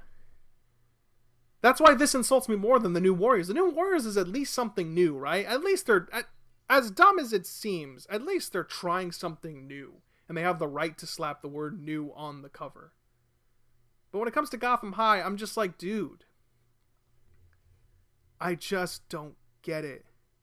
It just seems so like, what? Like, why? Like, why not do this with, like, Robin or something? With anybody else? I just don't get it, you know? There's so many better options, but they go with Batman because he makes money. And that's the part that frustrates me. Riverdale is dumb. It is generic teen drama. I'm not going to deny and say, but at least it's rooted in what Archie was, which was a clean-cut version of generic teen drama. That's what it was. It's like Leave It to Beaver. I mean, just saying, as someone, you said you never read or watched anything with Archie before. No, I haven't. I'll admit. I think that's fine. If I'm wrong, then I'm wrong. I'm not saying I'm 100% right. I'm just stating my opinion. It's like, I see what you mean, but I feel like it's not true for Riverdale either. But like, my thing is, like, they didn't use the most popular character, right? Like, Archie's... I feel like Archie's like, yeah, I know who Archie is. Like, I don't think he's as well known as Batman. Obviously I mean, not. sure, but, like, not many things are. Right? Now, see, okay, if Riverdale was like Peanuts or Scooby-Doo, I'd be like, okay, that's dumb. That's bullcrap. That's not what the show's about. Right? I would be pissed at those. Because, like, that's never been what those properties were about. Scooby-Doo is about solving mysteries. Riverdale has mysteries, but they're all god-awful. And they're all really stupid. So, no. Keep Scooby-Doo out of this. Keep the talking dog out. You know? I feel like it's more because you've seen more of that, though. Yeah. But, like, that's what I mean, though. It's like Scooby-Doo does, like, not to the degree of Riverdale, but, like, Mystery Incorporated brought in those elements to it. Mystery Incorporated with, like, the drama and, like, the relationships and all that. But at its core, it was still a Scooby-Doo show. Yeah. It's not Riverdale, where it's like... Yeah, but Riverdale at its core is not, like, an Archie thing. And the way it conducts itself and the way that it tells its stories, like, that's not... You know, like, it's not what it is. Yeah, I don't know. I feel... You've seen Riverdale more than I have, so I think I'm willing to let you have that. I agree. Riverdale is not Archie. Yeah. It's not. They're practically completely different, right? But then again, there was that weird horror Archie comic where it's like zombies take over or something like that. I hear it's really good. I hear it's really good, right? But that's what's interesting to me is like, do that with Peanuts, and it's like, oh, that's terrifying. Why would you do that to the kids? Like, you know what I mean? Mm-hmm. Why would you, like, you know what I mean? It's. Yeah, from what I understand, it doesn't, again, like, fundamentally change those characters. It's just like, well, what if Archie, you know, what if the town just had zombies in it? And then we see how that works out. Yeah. No, I think that's fine. But, I mean, Riverdale obviously takes an incredible amount of liberties. But I feel like it's, at its core, it's still based on something. It's still stupid, and it should never have been based on Archie. That's not, again, I'm not advocating that they should have made Riverdale. I want to stress that. How dare you advocate for Riverdale? I'm not advocating for Riverdale. I'm saying I think Riverdale... I'm not even justifying Riverdale. I want to stress that. I hate Riverdale. It's probably one of my least favorite shows of all time. I hate that show. And you've only seen 3 episodes. And I've only seen 3 episodes. I watched 3 episodes. No, I'm not disagreeing with you. I just think it's funny. I'm not justifying Riverdale. I'm saying at the very minimum, if I was in a court of law and you said, can you defend Riverdale in any way, I'd say at least it involves teens that were already teens. I think that's it though. Like it involves teenagers, but that's like it though. Yeah, no, I agree. That's like the minimum, right? At least it has teenage dumb stuff, right? At the very minimum. But again, I think Gotham High is insulting because it's taking a popular character and just putting them in this situation that they have no reason to be in. Like Batman in high school was probably really boring. It's just the nature of things. He probably wasn't a very interesting character. Have you seen Gotham? Gotham, people like Gotham, but Gotham's more about Jim Gordon and the villains. Less about Bruce Wayne doing things. It's more like... I think you follow a lot of that Bruce Wayne, don't you follow a lot of Bruce Wayne, but from what I've seen, it's a lot of, oh, you're going to do something great. Oh, you're going to do something great. Oh, you're going to do so. It's like, oh my God, we get it. He's going to be Batman, for God's sakes. Like, we know. Mm-hmm. I know he's going to be Batman. That's how it works. Like, that's why, I mean, Gotham's a completely different story, and I haven't even seen that much. I hear it's great. I'm not saying it's bad. I just know that it focuses way more on other things than it does on Bruce Wayne. Most likely because it knows that Bruce Wayne just wasn't super interesting. I could be wrong. Right? Maybe Gotham High is a gorgeous narrative. There you go. Maybe. Maybe. But it feels sleazy, and that's my problem with it. It feels so like, what the heck? Why? Why not do this with anybody else? Batgirl. Or Robin. Or, I don't know, anybody else. But that's all. I think I'm done with ranting on those two. They hurt my feelings, but Gotham High hurts my feelings significantly more. Dang. So. Is that a hot take? Probably not. Probably not. I feel like a lot of people are pissed off by this, but yeah, maybe not to the same extent as me. But I just thought it was more funny than anything. I was like, "What? What is this?" I mean, I was laughing too. I thought it was. I need to simp like this. No, I mean, I'm straight up like I wasn't like this angers me. I was more like, yo, this is dumb as frick. But like I was laughing, but I think on further consideration, I'm just like, dude, this actually hurts my feelings. Mm-hmm. You know, not the New Warriors is good for a laugh. I think it's dumb. I think it's a little sleazy too. Maybe not that sleazy, but it's dumb. At least they're trying something new, right, to appeal to the kids. Even though I don't think kids care. Kids definitely like, you know, other things. They definitely like Spider-Man more. I don't think you're gonna like turn kids around from like, oh, Spider-Man, who the frick is that? I love Screensaver and Safe Space. Those are my two favorite superheroes. It's like, oh, nope, I don't think it's gonna work, guys. But the New Warriors makes me laugh. As much as I complained about it, it makes me laugh more than anything. But Gotham High, I think, kind of hurts my feelings a little bit because it feels like DC. Maybe it's because it's DC. That's probably why. Mm-hmm. But I think my conclusion to that is stop trying to appeal to kids in stupid, sleazy ways. Just make something natural and they'll come. Make something good and they'll follow. I would agree with that. Yeah. Well, John, I'm upset now. But you know what makes me happy? Good. You know what makes me happy, John? Some of our best content. What? You being angry. I don't think I've ever gotten angry in something. Have I gotten angry in a video of ours previously? I don't know. Maybe our DCEU video. Ooh, I don't think I got mad, but I got pretty heated because... Like, yeah, so you got pretty heated. Yeah, that's also one of our most viewed videos, so I think maybe I should do that more often. There you go. Can we start over? Let's talk about Gotham High. Gotham High is garbage! I'm so mad! Start throwing cups and stuff when we're introducing our new series, Blake Rants. Yeah, Blake Rants. You know what really grinds my gears? Oranges! You know what's orange? Nothing. Let me talk about Gotham High. Anyways. But you know what makes me happy, John? You know what makes me happy? What? Smash Brothers. Ooh. It's time, baby. We gotta talk about Smash Brothers. It is Smash Brothers o'clock. But we've already talked about Smash Brothers multiple times. Sean. We're talking about Smash again. All right. Do I hear any complaints? No, I'm kidding. But anyway, so in probably the most... So I thought Byleth's trailer was like, okay. Byleth's announcement was like kind of underwhelming, right? I think this has to take the cake for probably the most underwhelming Smash announcement.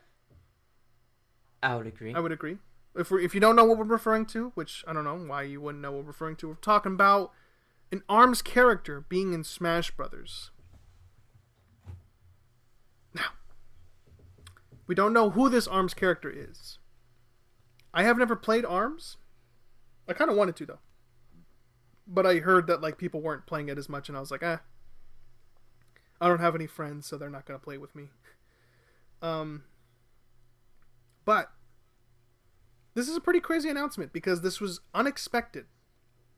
Mm-hmm. I definitely knew we would get a Nintendo representative. I thought it was going to be a Pokemon. And I still think we're going to get a Pokemon. But now that we're seeing an ARMS character,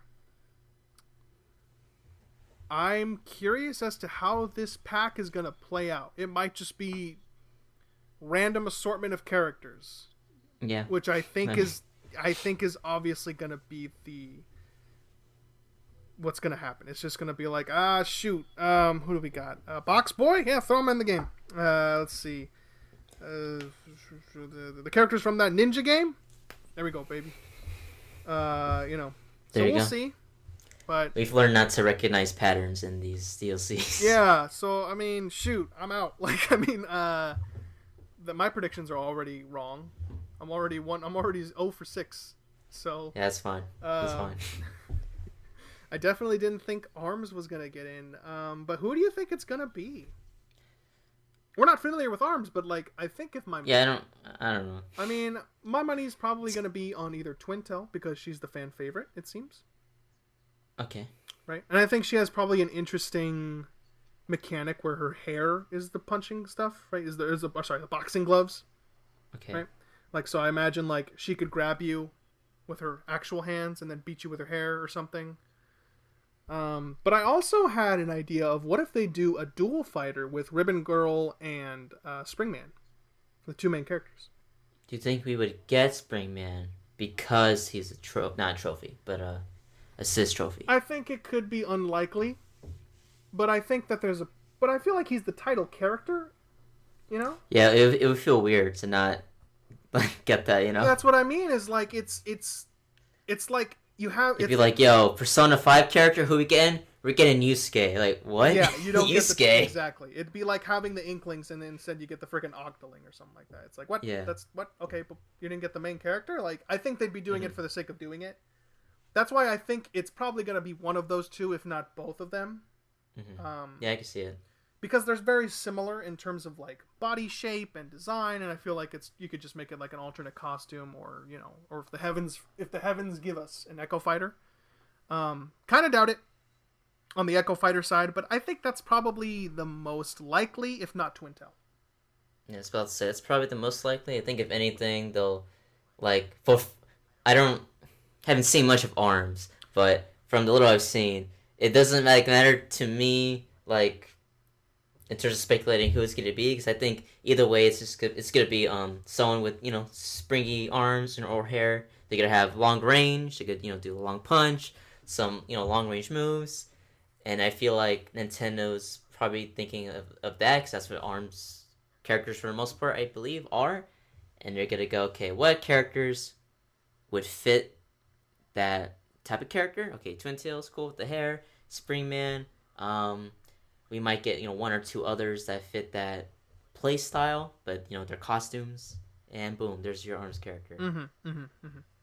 I'm with you on that. I mean, I think we're gonna get another quote unquote range demon, which sounds awful because I hate dealing with Simon and now Byleth. Corrin is kind of a rage demon, kind of still, but maybe not to the same extent as Simon, because Simon. Mm-hmm. Yeah. This is what I imagine. They said they're gonna have unique mechanics. Mm-hmm. So my idea is that when you do a smash attack, it's gonna be a little slower, and it's gonna travel, and you can direct where it kind of goes as it's moving. Interesting. So I imagine if you tilt it up, you can pull it in almost a full 360. Mm-hmm. So maybe if it goes through shield or something, or maybe on hit it comes back immediately. And it's got a lot of end lag, so you can punish it. Yeah. I imagine that either being a smash attack or a special move where it's the Falcon Punch, except you can direct the Falcon Punch as it's going. Mm-hmm. Maybe something like that. We'll see. I mean, obviously, only time will tell. Depending on the fighter. Obviously, which one they pick. But I have to say, I am kind of excited because I originally did sort of want an ARMS character in Smash because I was they sound like a really cool character. Yeah, I agree. Yeah, I would be super down to see what they can do. That sounds like my kind of character. I like power.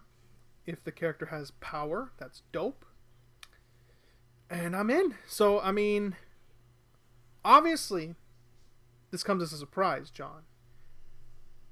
But I have to ask you, does this give you hope for Rex and Pyra? Heck yeah, baby. See, at first I'm stepping away from the mic so I don't peek it. But at first I was like, well, sorry, Rex and Pyra, it's over. Because if anything, I was expecting they might be the first character. Be okay, boom, they're back in, or they are in now. And now we're getting whatever Sakurai is playing.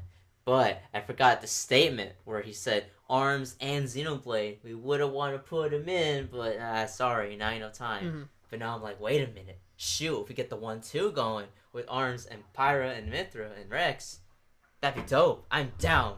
So let's just say my hopes are higher, but now it's kind of like most of my hope is in the next slot, like that's Rex and Pyra. So if it doesn't happen, I'm gonna go.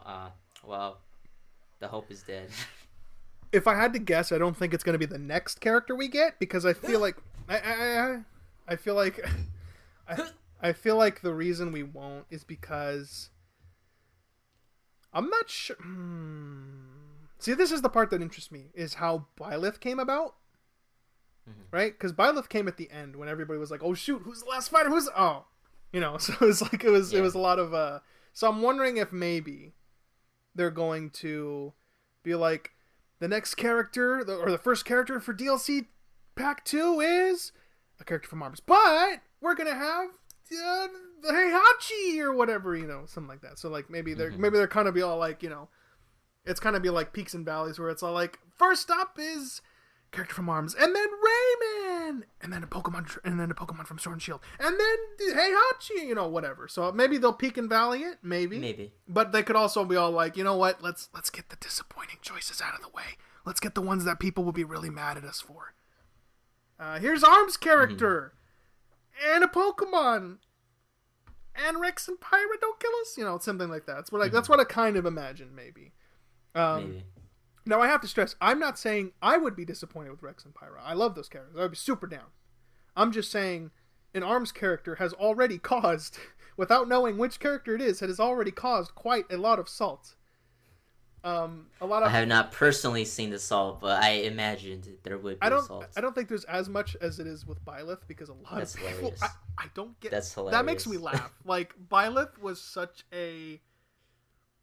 I don't want freaking Byleth in Smash. Like, it was such. It was also like, Fire Emblem again. Yeah, another sword fighter, and it's like I wanted Dante. Yeah, I wanted, which is Yeah.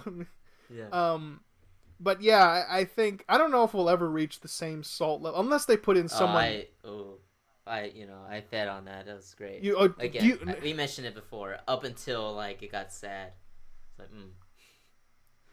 why are you guys still like this? It's been a week or two. Yeah, it's. Well, I mean, I still feel like I see it. I still feel like I see salt where people like, MK. I think MK Leo played Byleth at like a tournament or something, and I saw people like, "God, this character's just so. Why is this character here?" And I'm like, "Bro, character's been out for like 2 months. It's over. The fight's over. Yeah. War is over."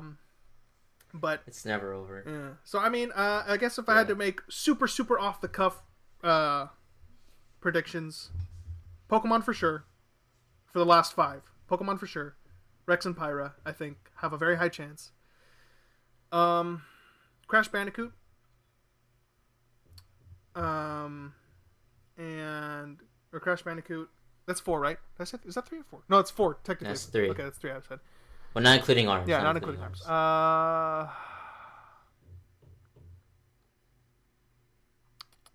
I had my list. I still feel like another Capcom character rep could get in. I'm holding out for Jill Valentine. I would love it. It's not gonna happen. Probably not, but I would love it so much. But I think it would be cool. I think it would be more. If Jill got in the game and Pyra and Rex did not, I'd be like, okay, well, Jill's in the game, so it's fine. That's cool. Yeah. As dope as Dante would be, I think I kind of want Jill a little more.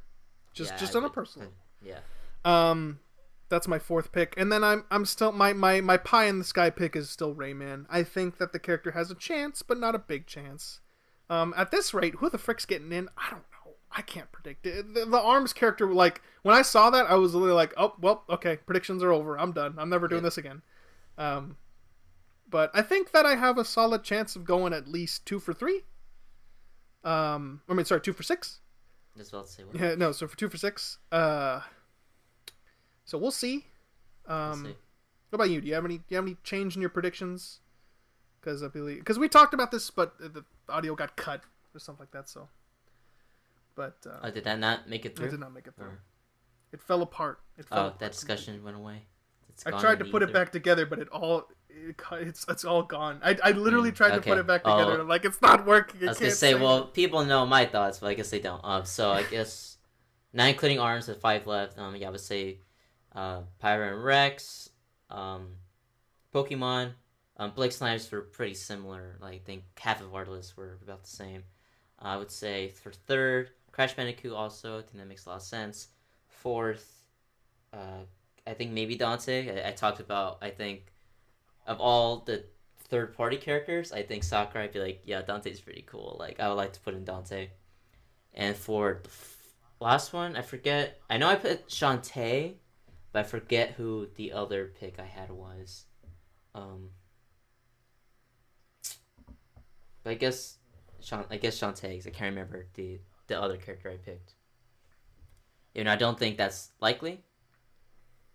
I think it'd be interesting. I mean, cool. Shoot, half the characters that are in the game are not likely. Banjo-Kazooie was completely unlikely. I mean, yeah. There are no rules in Smash. Yeah, there are no rules. Literally, but in terms of the ARMS announcement itself, it was really weird. Like, it feels like because of coronavirus and everything, maybe they had a trailer or something planned for now, but I think they did say the character was delayed a little bit. Yeah, until I don't know. June or July is when the character will drop and then be announced, which I think is interesting. Please don't leak. God dang it. But where, like, Byleth, I understood where people were coming from to a degree, but I love Fire Emblem Three Houses. I like Byleth, so I was like, yo, that's cool. I like it. For ARMS, I think I got more of that feeling that others got, but I was like, oh, ARMS? Okay. I was like, okay. That doesn't make me go, yo, or like, same with Blake. I wanted to play it at first, but then like, people said it was fine, but then a lot of people started playing it less real quickly, so I didn't play it. But I went, ARMS? Yeah. Not super hype. I'm not really like, ARMS. It could have been someone cooler. Should have been from Legs. Rex and Pyra. Lame. We'll see if I played them. May not very much, but yeah. ARMS, cool. Whatever. 100% agree. 100% with you. This is a new character. That's how I feel. Yeah, it's a new character, so I mean. Yeah. Yeah, I mean, obviously only time is going to be able to tell as for what's next for Smash Brothers, but I guess quick question. Yeah. We'll most likely roll back on this like when we talk about Smash, like when all the DLC's done. But in terms of the first wave of DLC, who was your like, whoa, that like, I guess maybe not like when they were announced, but overall, you're like, in terms of I guess like the reveal itself and who you've come to like really like to play, who is like your favorite DLC fighter? Out of the 5 that we have, my favorite announcement / character to play is it kind of swaps back and forth. My favorite announcement for sure is Banjo-Kazooie, because I that was a character that I was like, yo, I would go nuts. I feel like the way that trailer plays out is so adorable, with like, it's got Donkey Kong and King K. Rool and Diddy Kong. It's like all the rare boys reunited. That's adorable. I love that. I like how the kicks Duck Hunt out. That's kind of cute too. Because everybody was saying like, oh, it's just Duck Hunt. It's like, oh, but yeah, I would agree it's the best trailer. Yeah, because there's a lot of character in it. Mm-hmm. My favorite character to play goes back and forth between Banjo and Hero.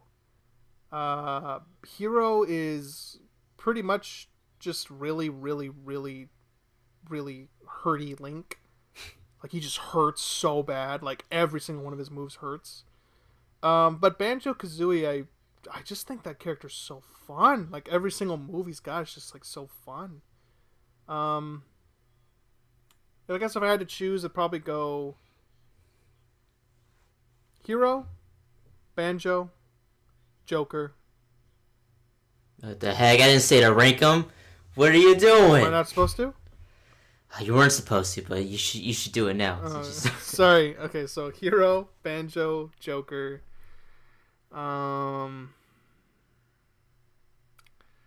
Terry, and then Kazooie. I never really cared for Kazooie that much. Wait a minute. Is this a joke? Are you joking right now? I hate you. I hate you so much. No, I'm kidding. Okay. No. Okay, I like Byleth a little more than Terry in terms of playstyle. I think Terry's the coolest, one of the coolest characters in the game. I think his Final Smash is my favorite Final Smash in the game. I think it's super dope. Interesting. I don't know the way he says like he hit the big one. I'm like, oh god, I'm just like freaking just kill him, Terry. I don't know why.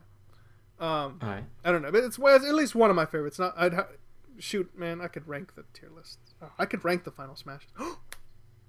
That's an idea.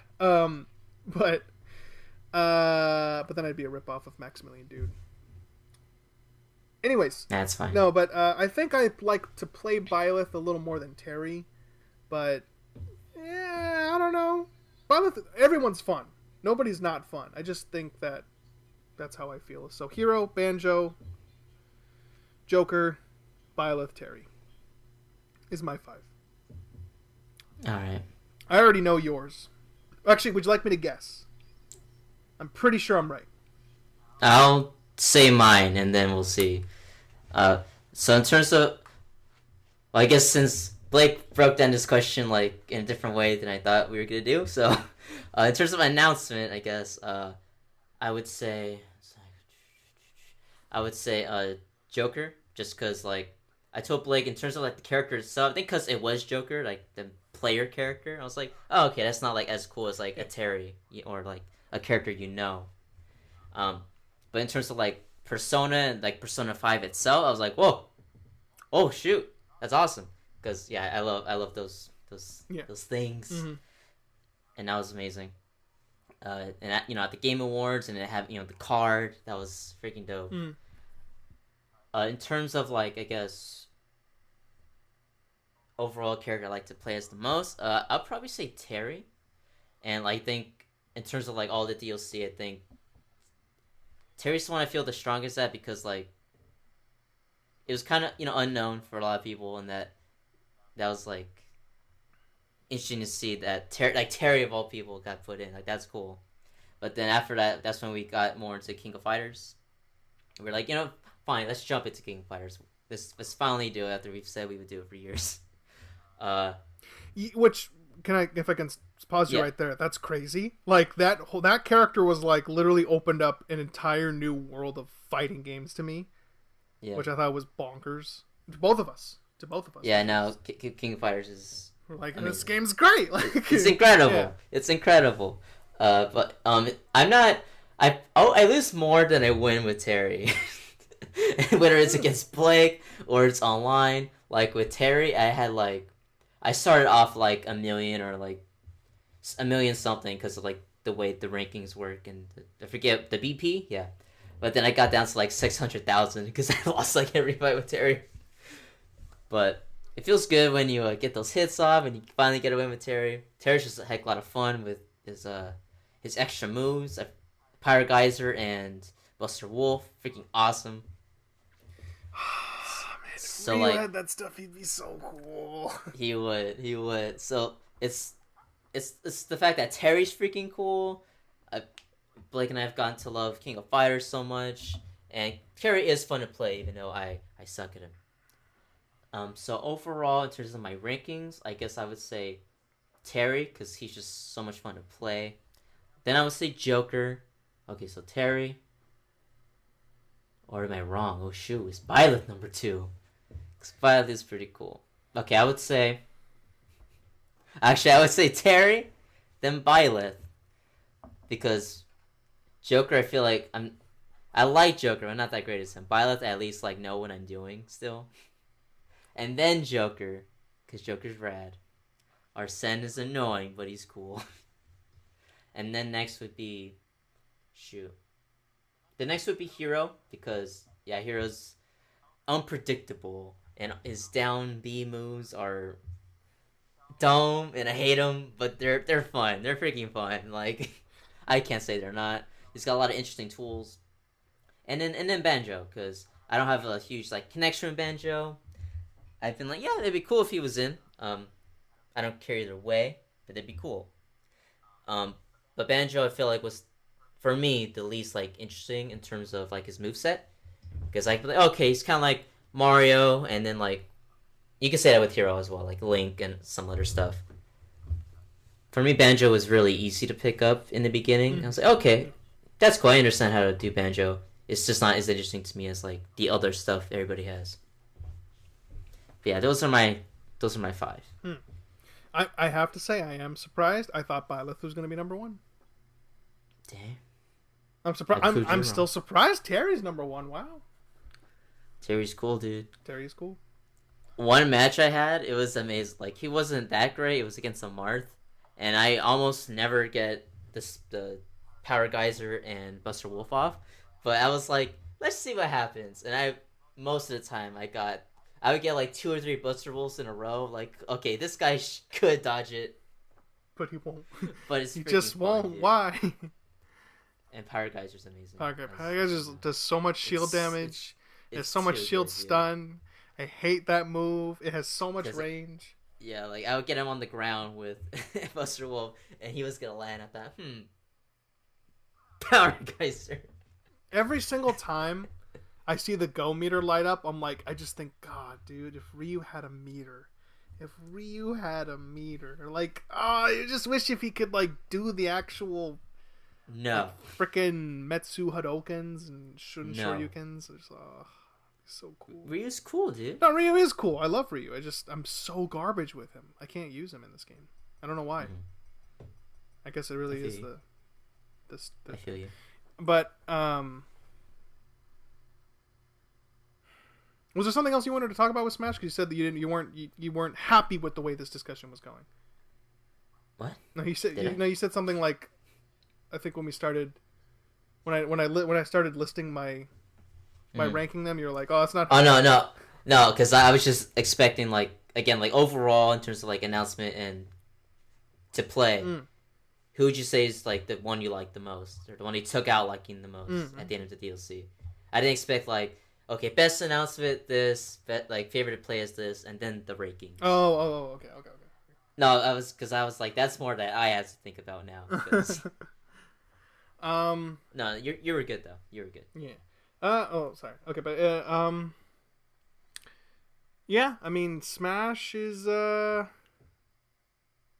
Smash always makes me so like optimistic. I don't know why, but every time I talk about it, I'm like, man, who's next? Like, oh, this game's so good. Like, I just want to play some more. Yeah. So I mean, I think that concludes it for Smash O'Clock. Agreed. I think that's pretty much it for topics. But I think now that we've gotten the drama out of the way, we've gotten the rant on Gotham High and Resident Evil and Smash Brothers and stuff like that. It's time to just chill. It's time to just relax and just talk, just hang out, as we like to say. All right, the hangout. But so tell me, John, what you been playing? What you been up to?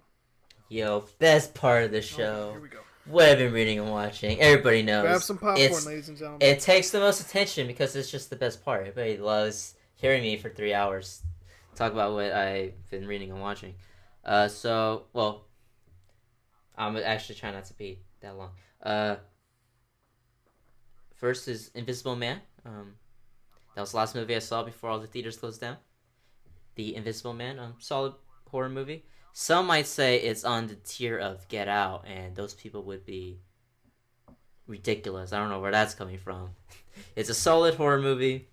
As in worse or better? No, worse. I mean, Get Out is like more than a horror movie, It's transcends that a little bit. It's solid, but nothing too amazing. It's still, it's still a horror movie with all that stuff. Not much to say there. I was talking to Blake about this off camera, but I rewatched Batman Begins and The Dark Knights. It's been years since I've seen them, and it's hard if I like Begins or Dark Knight better, because I think Dark Knight is stronger in a lot of ways. So Batman Begins, I love. It's a better comic book movie, I think, and it's more like fun and enjoyable. I like. It's faster paced. I like. It's Gotham much better, because I was talking to Blake. It feels like Gotham. Like, you got like the dark atmosphere. You got a bunch of fog machines everywhere. The set designer's like, yo, fog machines. That's how we get across. But still, it works really well. Mm. Like dark, Yeah, cramped spaces. yeah. No, what were you saying? Gotham's a character in that film in Yeah, particular. I feel like after those movies, it starts to kind of just it's become just your gener- typical yeah, city. generic city with Batman in it. Especially, I think, especially that's the case with Rises, because Yeah, Rises they take over the city, and I'm like, I mean, Gotham was pretty bad before. Like, I just kind of remember thinking mm-hmm. that, like, I mean, Gotham was pretty freaking bad. That's why I think the Joker worked a little bit too, because Gotham was kind of a character in that as well. But I think Batman Begins has that beautiful balance of like the clean sheen that all the corrupt people want you to Yeah, see, and then underneath is the belly. So yeah. I agree. Like good example is that the Batcave in Begins is freaking cool. You got it like underground. You got the waterfall with the bats. It's dark. I don't know if we see like his full setup, but it's less high tech at least at the moment. Batman Begins. But the scene where he's just working, doing the batarangs, just like a little workshop with like the stone foundation, very similar to Arkham Asylum's Batcave, Mm.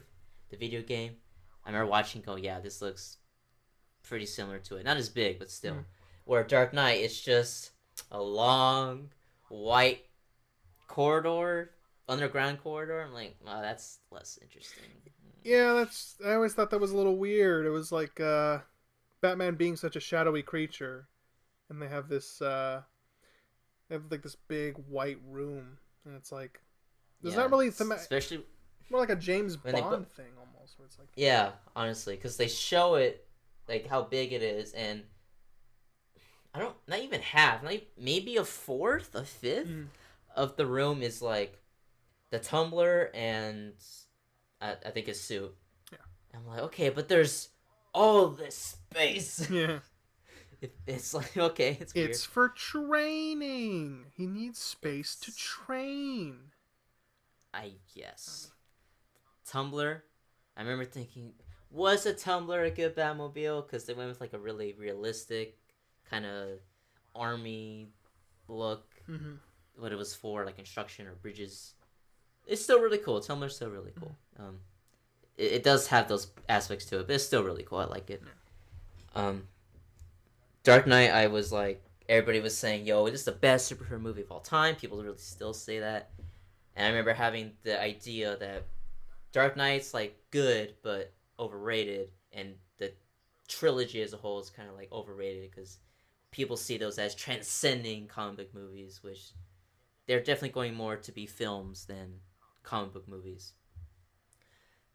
But going back to see Batman Begins, which I've always loved, and Dark Knight, I'm not as harsh on them as before. Like I do recognize that they're still really good movies, and they are great. But like if I had a top 10 list of superhero movies, they'd be mostly like the Marvel films, because those tend to be like fun. Not all of them, but like the really good ones tend to be a self-like space.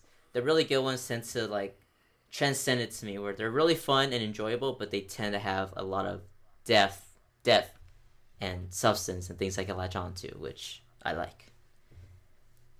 Yeah, that's for those two. Like Guardians 2, that's a good one. That's a good one. Did I talk about RE7? How I finished RE7? I think you did because you finished that. But if not, go ahead. Yeah, but, Give your thoughts on RE7. it's a good game. All right, we're done. Yeah, it's good. I've talked about it before, but it's scary. It's good, but it's still a Resident Evil game. It's just like more of a first person one, which made me like it more than I thought it would. So yeah, good game. Very tense. Back to the movies. Onward was one of the last movies I saw in theaters. Great movie. It's really good. I don't know, if it ranks in the Pixar's best, which it's really hard to do that. But Onward is really good. I rewatched it yesterday with my mom because I thought she would like it. And yeah, it's good. Everybody knows about, the Pixar moments in every Pixar movie that hits you. This one really hit me. It made me tear up. It made my mom tear up too. It's a good movie. Yeah. I started it. I'm halfway through. I had to cut it because I had to do something real quick, and I couldn't go back to it, which made me sad. But so far, it's definitely a Pixar movie. It's definitely got some heart. I definitely like where it's going. Um, that's it. I haven't finished it. This is the sad part. So feel bad for me, people. It's fair. Anticipation for Resident Evil 3. The demo came out like 2 weeks ago. I played that. It feels good to play. It does feel different in terms of like, it might just be in my head because I played R2 so many times. But in terms of like the movement and even like the aiming feels a little different, which would make sense because they're going with more action focus. So I could see them changing that a little bit. But it felt good. It was good to play, and I wanted to mention this like off camera with Blake. But so I played the RE3 demo. I played the demo 4 times. It's really not long at all. You could beat it in 10 minutes if you want. But I played it 4 times, and then I think on the 3rd or 4th time I was playing it, and the impact of the guns is really good.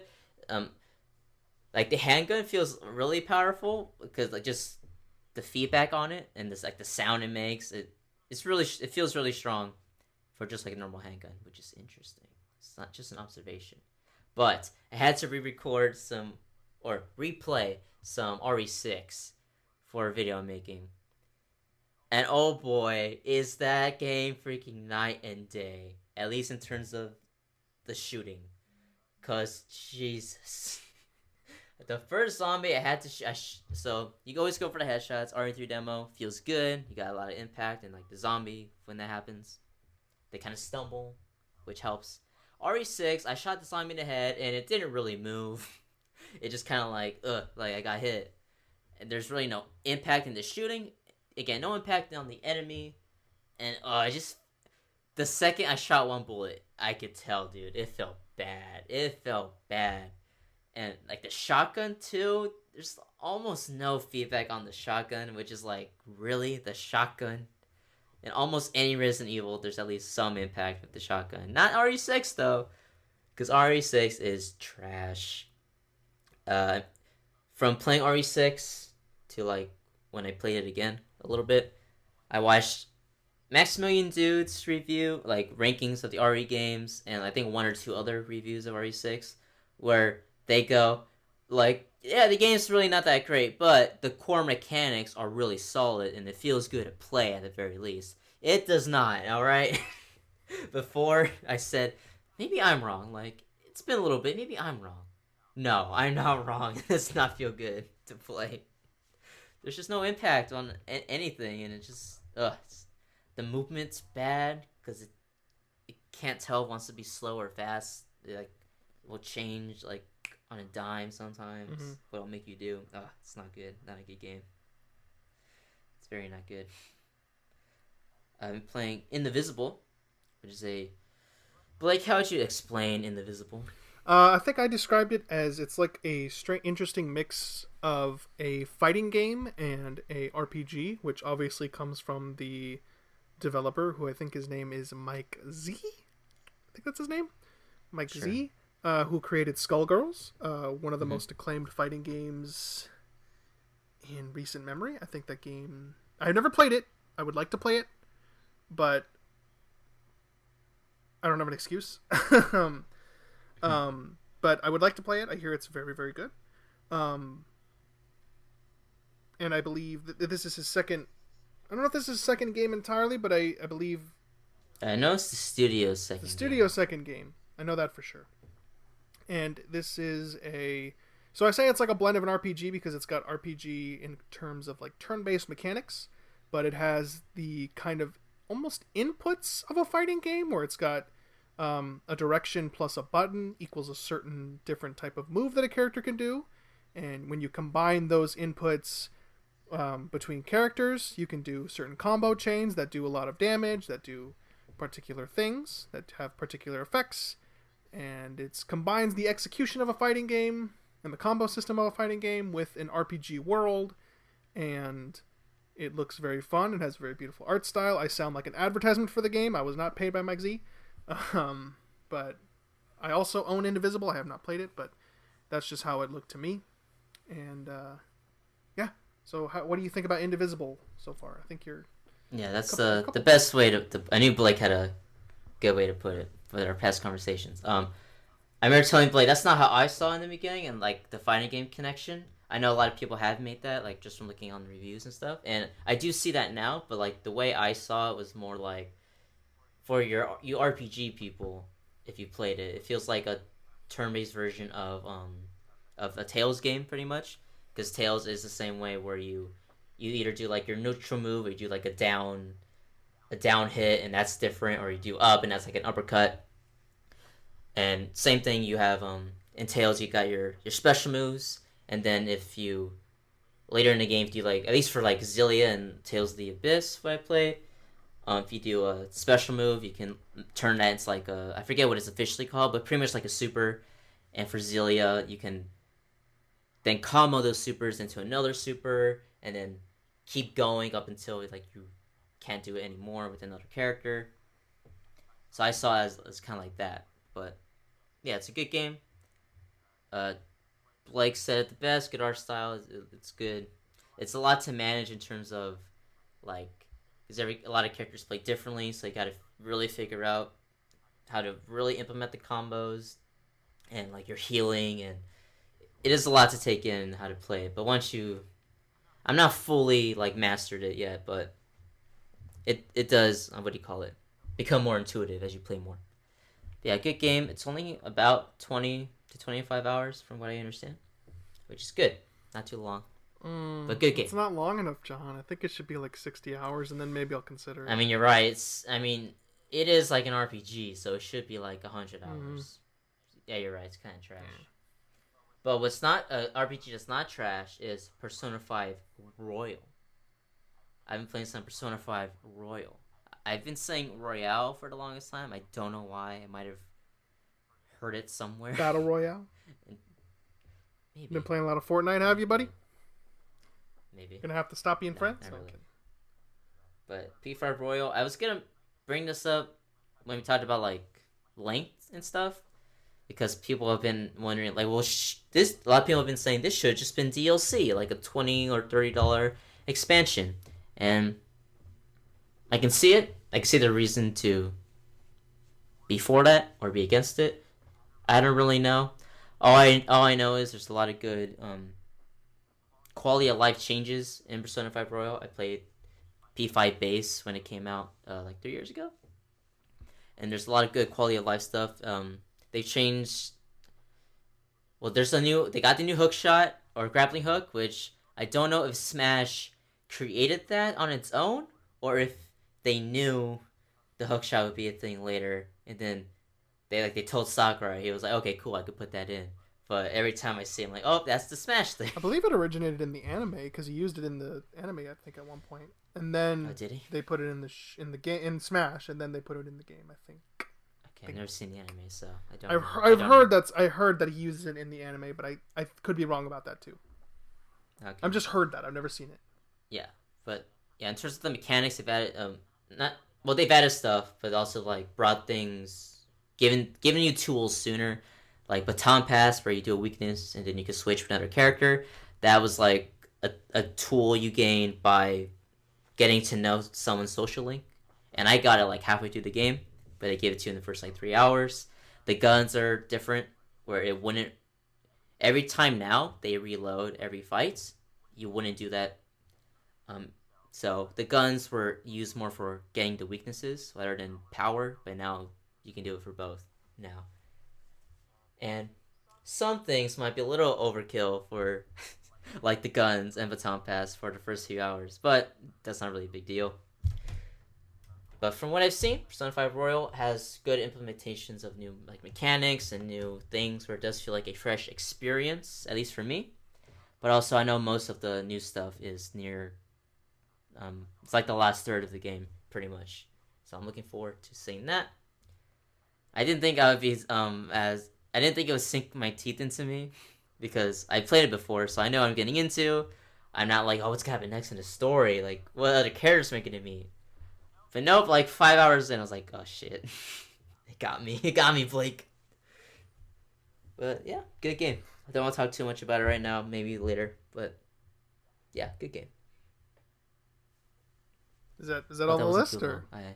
I think I did well by not talking too much about what I've been reading and Oh, watching okay. or Wow. watching Wow, and that's playing. pretty That's all I reading got. and watching. Well, let me go into my novel list. I've been reading Little Women. No, I'm kidding. Good No, no, movie. no, no, no. Well, I was reading it, but um, but no, well, I've heard Persona 5 does that to you. I heard it's kind of the game where it's like you kind of want to go back and you kind of want to play it again, mostly because of like the social link stuff. I hear that's like a big component of that game because like that's a big component of Persona is going back and Yeah. making friends because friendship is magic. Um, which is fine. It's all good. Love that. What? Uh, Friendship is fine. friendship is great. God dang it. It's fantastic, Kingdom Hearts. All right. Um, as for me, I have, as usual, not been playing nearly as much as John. I have not been doing nearly as much as John. I've been mostly Sam, just... what you been doing, man? What you been doing? Mostly just kind of playing... The only game I think I've really been hitting hard is Doom 2016, not Doom Eternal. I haven't gotten there yet, but Doom. I bought it for my father because he was like, I want a cool shooter and I want to play, I was like, cool. So I bought him Doom, and I think my dad, it's interesting. My dad has had an interesting evolution with shooting games because he's used to playing them on the PlayStation 2, and on the PS2, aiming was kind of clunky, and so if you did it without aiming, the crosshairs were accurate, right? Like the shooting from the hip crosshairs were accurate. So like if you shot there, you'd shoot there. But that changed over time with I think Modern Warfare, where they were like, we want to make sure aiming is, you're supposed to shoot by aiming, like so that you hit your shot, so you're more accurate. And then that got more and more evolved with certain games and such like that. So my dad had to get used to that, but he would always fire from the hip, so he would miss a lot of shots, right? That still works a lot in Doom, doesn't it, though? You can't aim in Doom. You can only shoot off the hip. Oh, yeah. Yeah. Okay, So cool. That's so what I he was had to get remembering. used to Okay. that again, and I think he just kind of I so he understand. just kind of was. So I was like, oh, dad's not playing it right now. I'll play it. So I'm just about done. I'm on the last level. I'm on the final stage, so I'm excited to get through it. Definitely a fun game, a lot of energy, but I think it's almost too much energy for me because every time I beat a stage, I'm like, okay, that's enough Doom for tonight. Like, I don't know if it's just the fact that I'm like killing demons or just whatever. Like, I'm just like, oh man, whew, that's a lot of Doom. And so like, and that because I feel like the levels are just so packed with energy that I just feel overwhelmed once I'm done. That's not a criticism. That's a good thing. Yeah. I'm glad that Doom is like that. It's just so much energy and so much, like, oh my god, I just got freaking blow them up with rocket launchers. So it's a good game. I'm enjoying it. Yeah. It's probably I couldn't get into Doom as much as everybody else. Yeah. I forget how much I played it, but it was fun. I never beat it. I recognize it is really good, and I know like that's kind of just me. But at some point, I was like, okay, I'm kind of, I'm running around, and mindlessly is like a harsh word, but that's the best I got right now. I'm just like, shoot, boom, boom, boom, boom, boom, boom, and I go, all right. After like a few hours of it, I was like, yeah, like, that's kind of what the game is, and I get that. yeah. After a while, I thought, yeah, I got what I got out of Doom. I think that's interesting because I feel different. I feel the same way, but I feel it about a different game.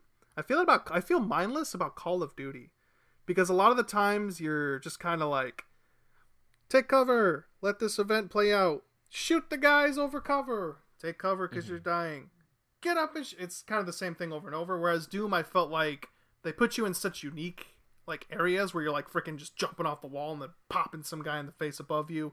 You freaking like rocket launching, you're getting upgrades so that your rocket launcher is better. You're getting upgrades for your shotgun, you're getting upgrades for your chain gun, and you're constantly kind of making decisions. Do I use the BFG now? Or will I want to save it for later because these demons are really strong and I'm low on health? Or do I save it and maybe there's going to be another wave or things like that? So I don't know. I felt like I was constantly engaged, and again, that's why I felt like oh man, that's so much Doom. Is because I was constantly like trying to figure out, when do I use the chainsaw? When do I use the BFG? Should I use all my ammo for this gun? Should I use this gun? I don't want to get in too close, so maybe I don't want to get in too close, but I'm out of ammo. Should I bust out my shotgun? Should I use a super shot? I'm constantly making decisions, and I'm constantly like trying to figure out where to go, what to do. So I don't know. So far, I've been pretty engaged the whole time, but again, I think it's best enjoyed in the small bursts.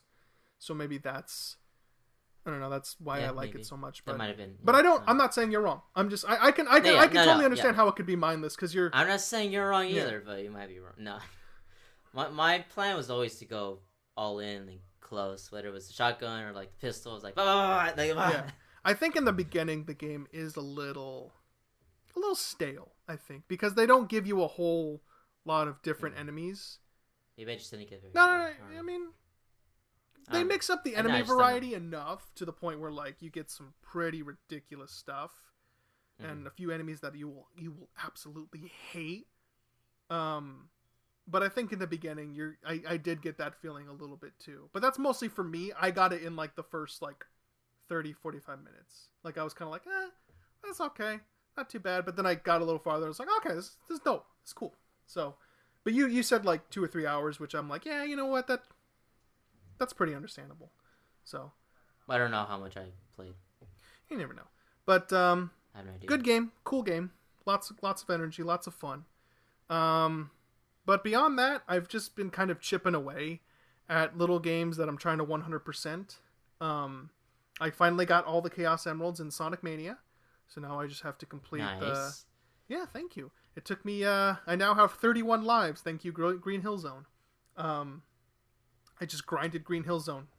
I was like, frick. I'm gonna get that stuff because I know where the special ring is in that stage, and I was like, I'm not gonna do it. So that I've been doing that. A little bit of Smash. Been playing a little bit of Injustice 2. A little bit of Mortal Kombat 11. Injustice 2. I feel incredibly bad for sleeping on that game because that game's dope. Probably one of my favorite fighting games right now, even though it's dead or not dead. It's actually got a pretty substantial community that around it still, which is great. Really enjoying it, but I'm not playing much of it, so I won't go too much into it. Mortal Kombat 11. I don't know how I feel about it. I've played very little, but I've played enough to where I feel like I get it. But some characters are really fun. But then I was like, I jumped on ranked, and they didn't let me pick the variation I made. They're like, oh, you can only use these variations. Yeah, I was like, you can't do it. And I was like, oh. But I like my Baraka. And it was so. Yeah, nope. I was. Yes, it's like Smash 4. You can't do it. Yeah. Which I'm okay, but yeah, but I feel like, but Smash 4, it was like it's a custom thing, right? You get to go in and tweak it like this way, right? But I feel like with Mortal Kombat 11, the defaults were like, they're not really there's no default Baraka. There's 3 different default Barakas. You know what I mean? There's 3 different default Shang Tsungs and Sonyas and.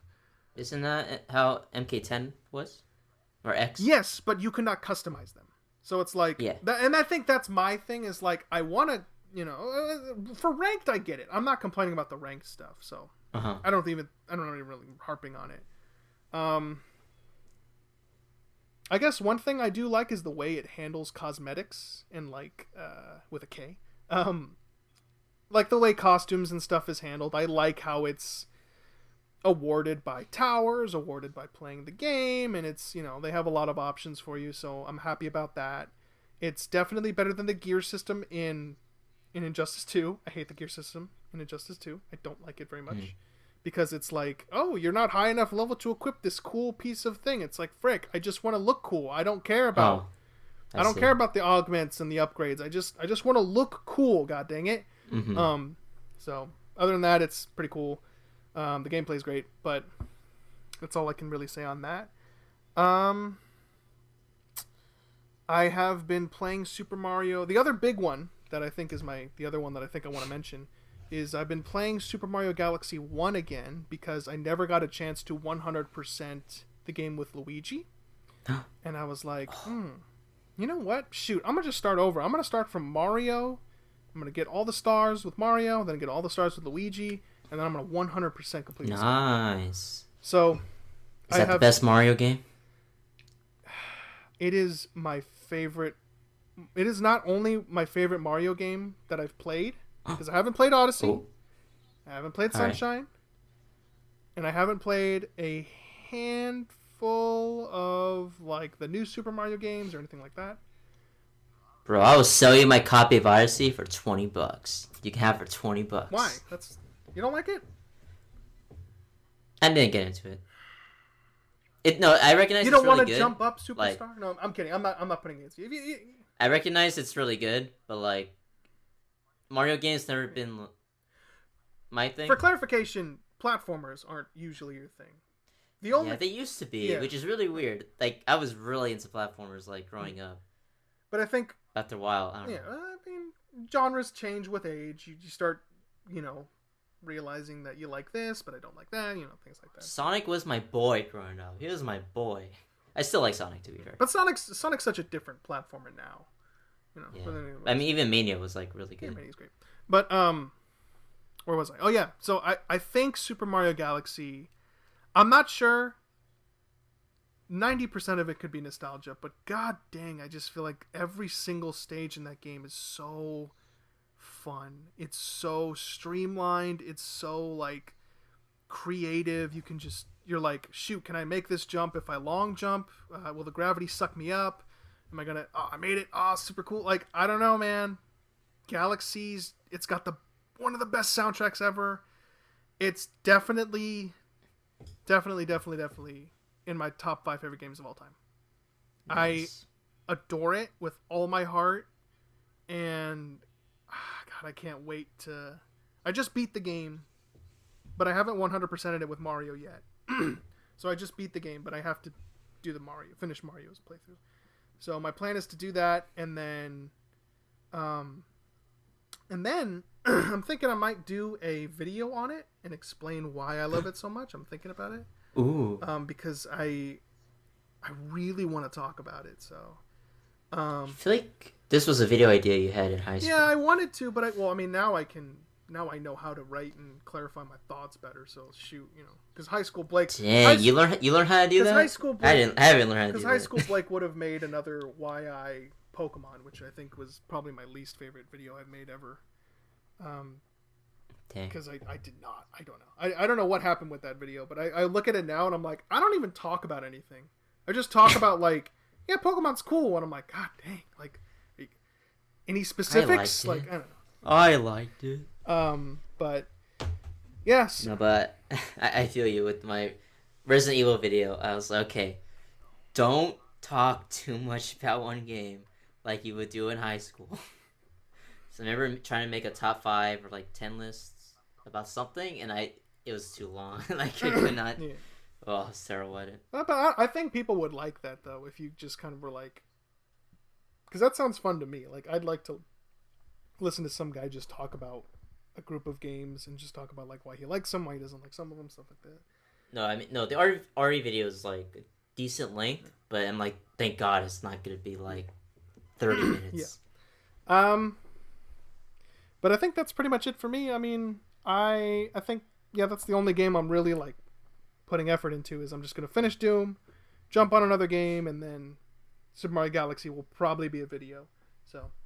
Nice. But looking forward to it. So, but to speak quickly on some of the other videos that I have planned, I am editing Jonathan's highlight reel of his playthrough for. Oh yeah, I was like, oh no. Jedi Fallen Order, which I thought was one of the most entertaining playthroughs he's ever done.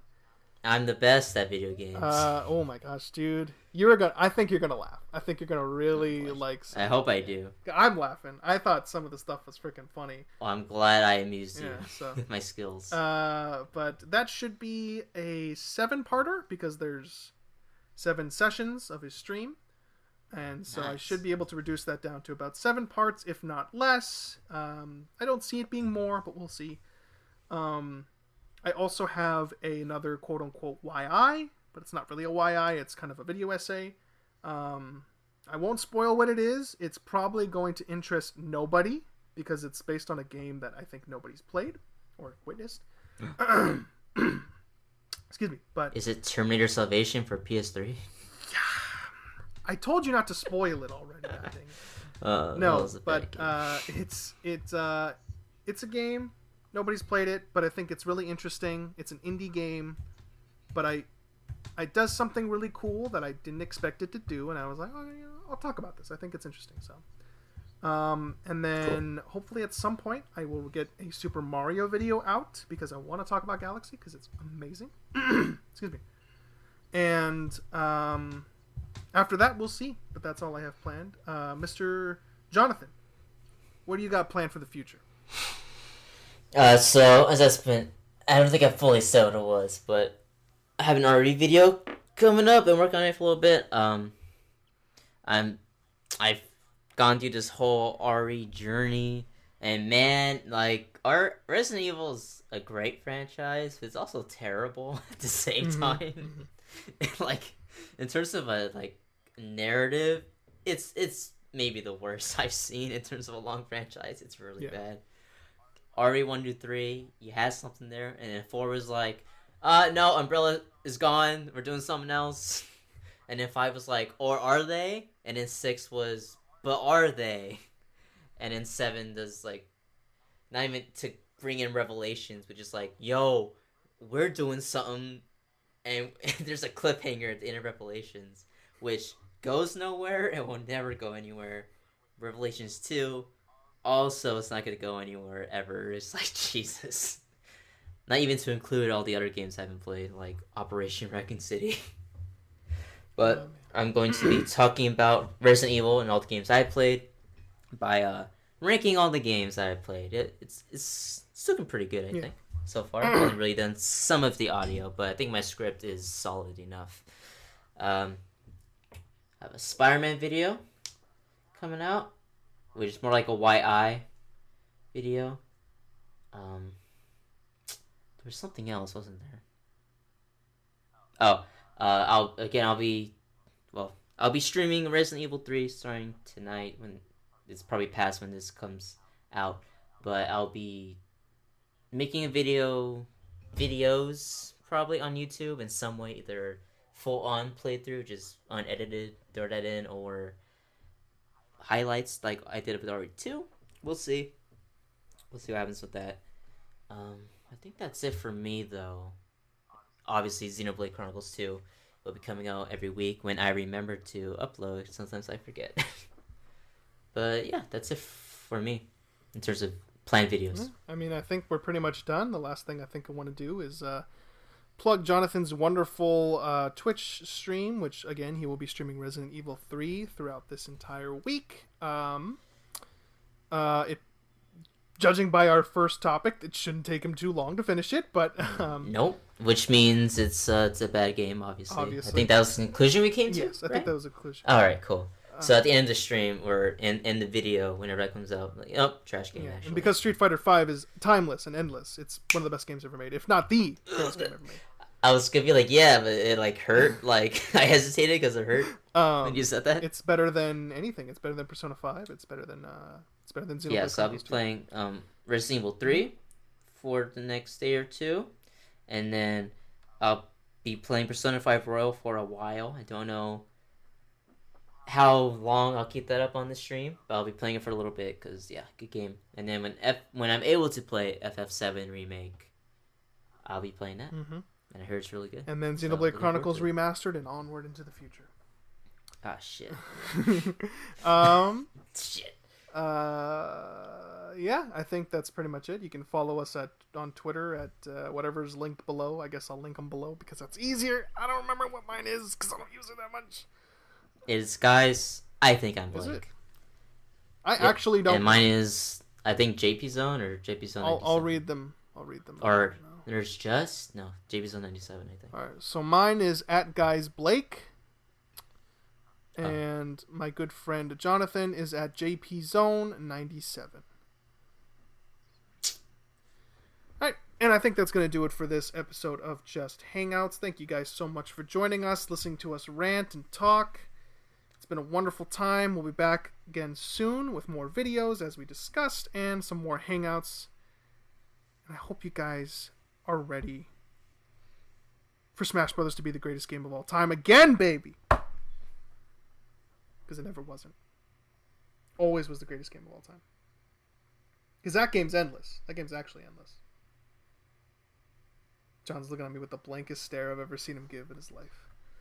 Mm-mm. Anyways, but thank you guys so much. Have yourselves a wonderful day, night, evening, and take care. But you see, FF7 Remake is only about like 30 to 50 hours, which is like, that's awful for an RPG. So that game is going to be trash.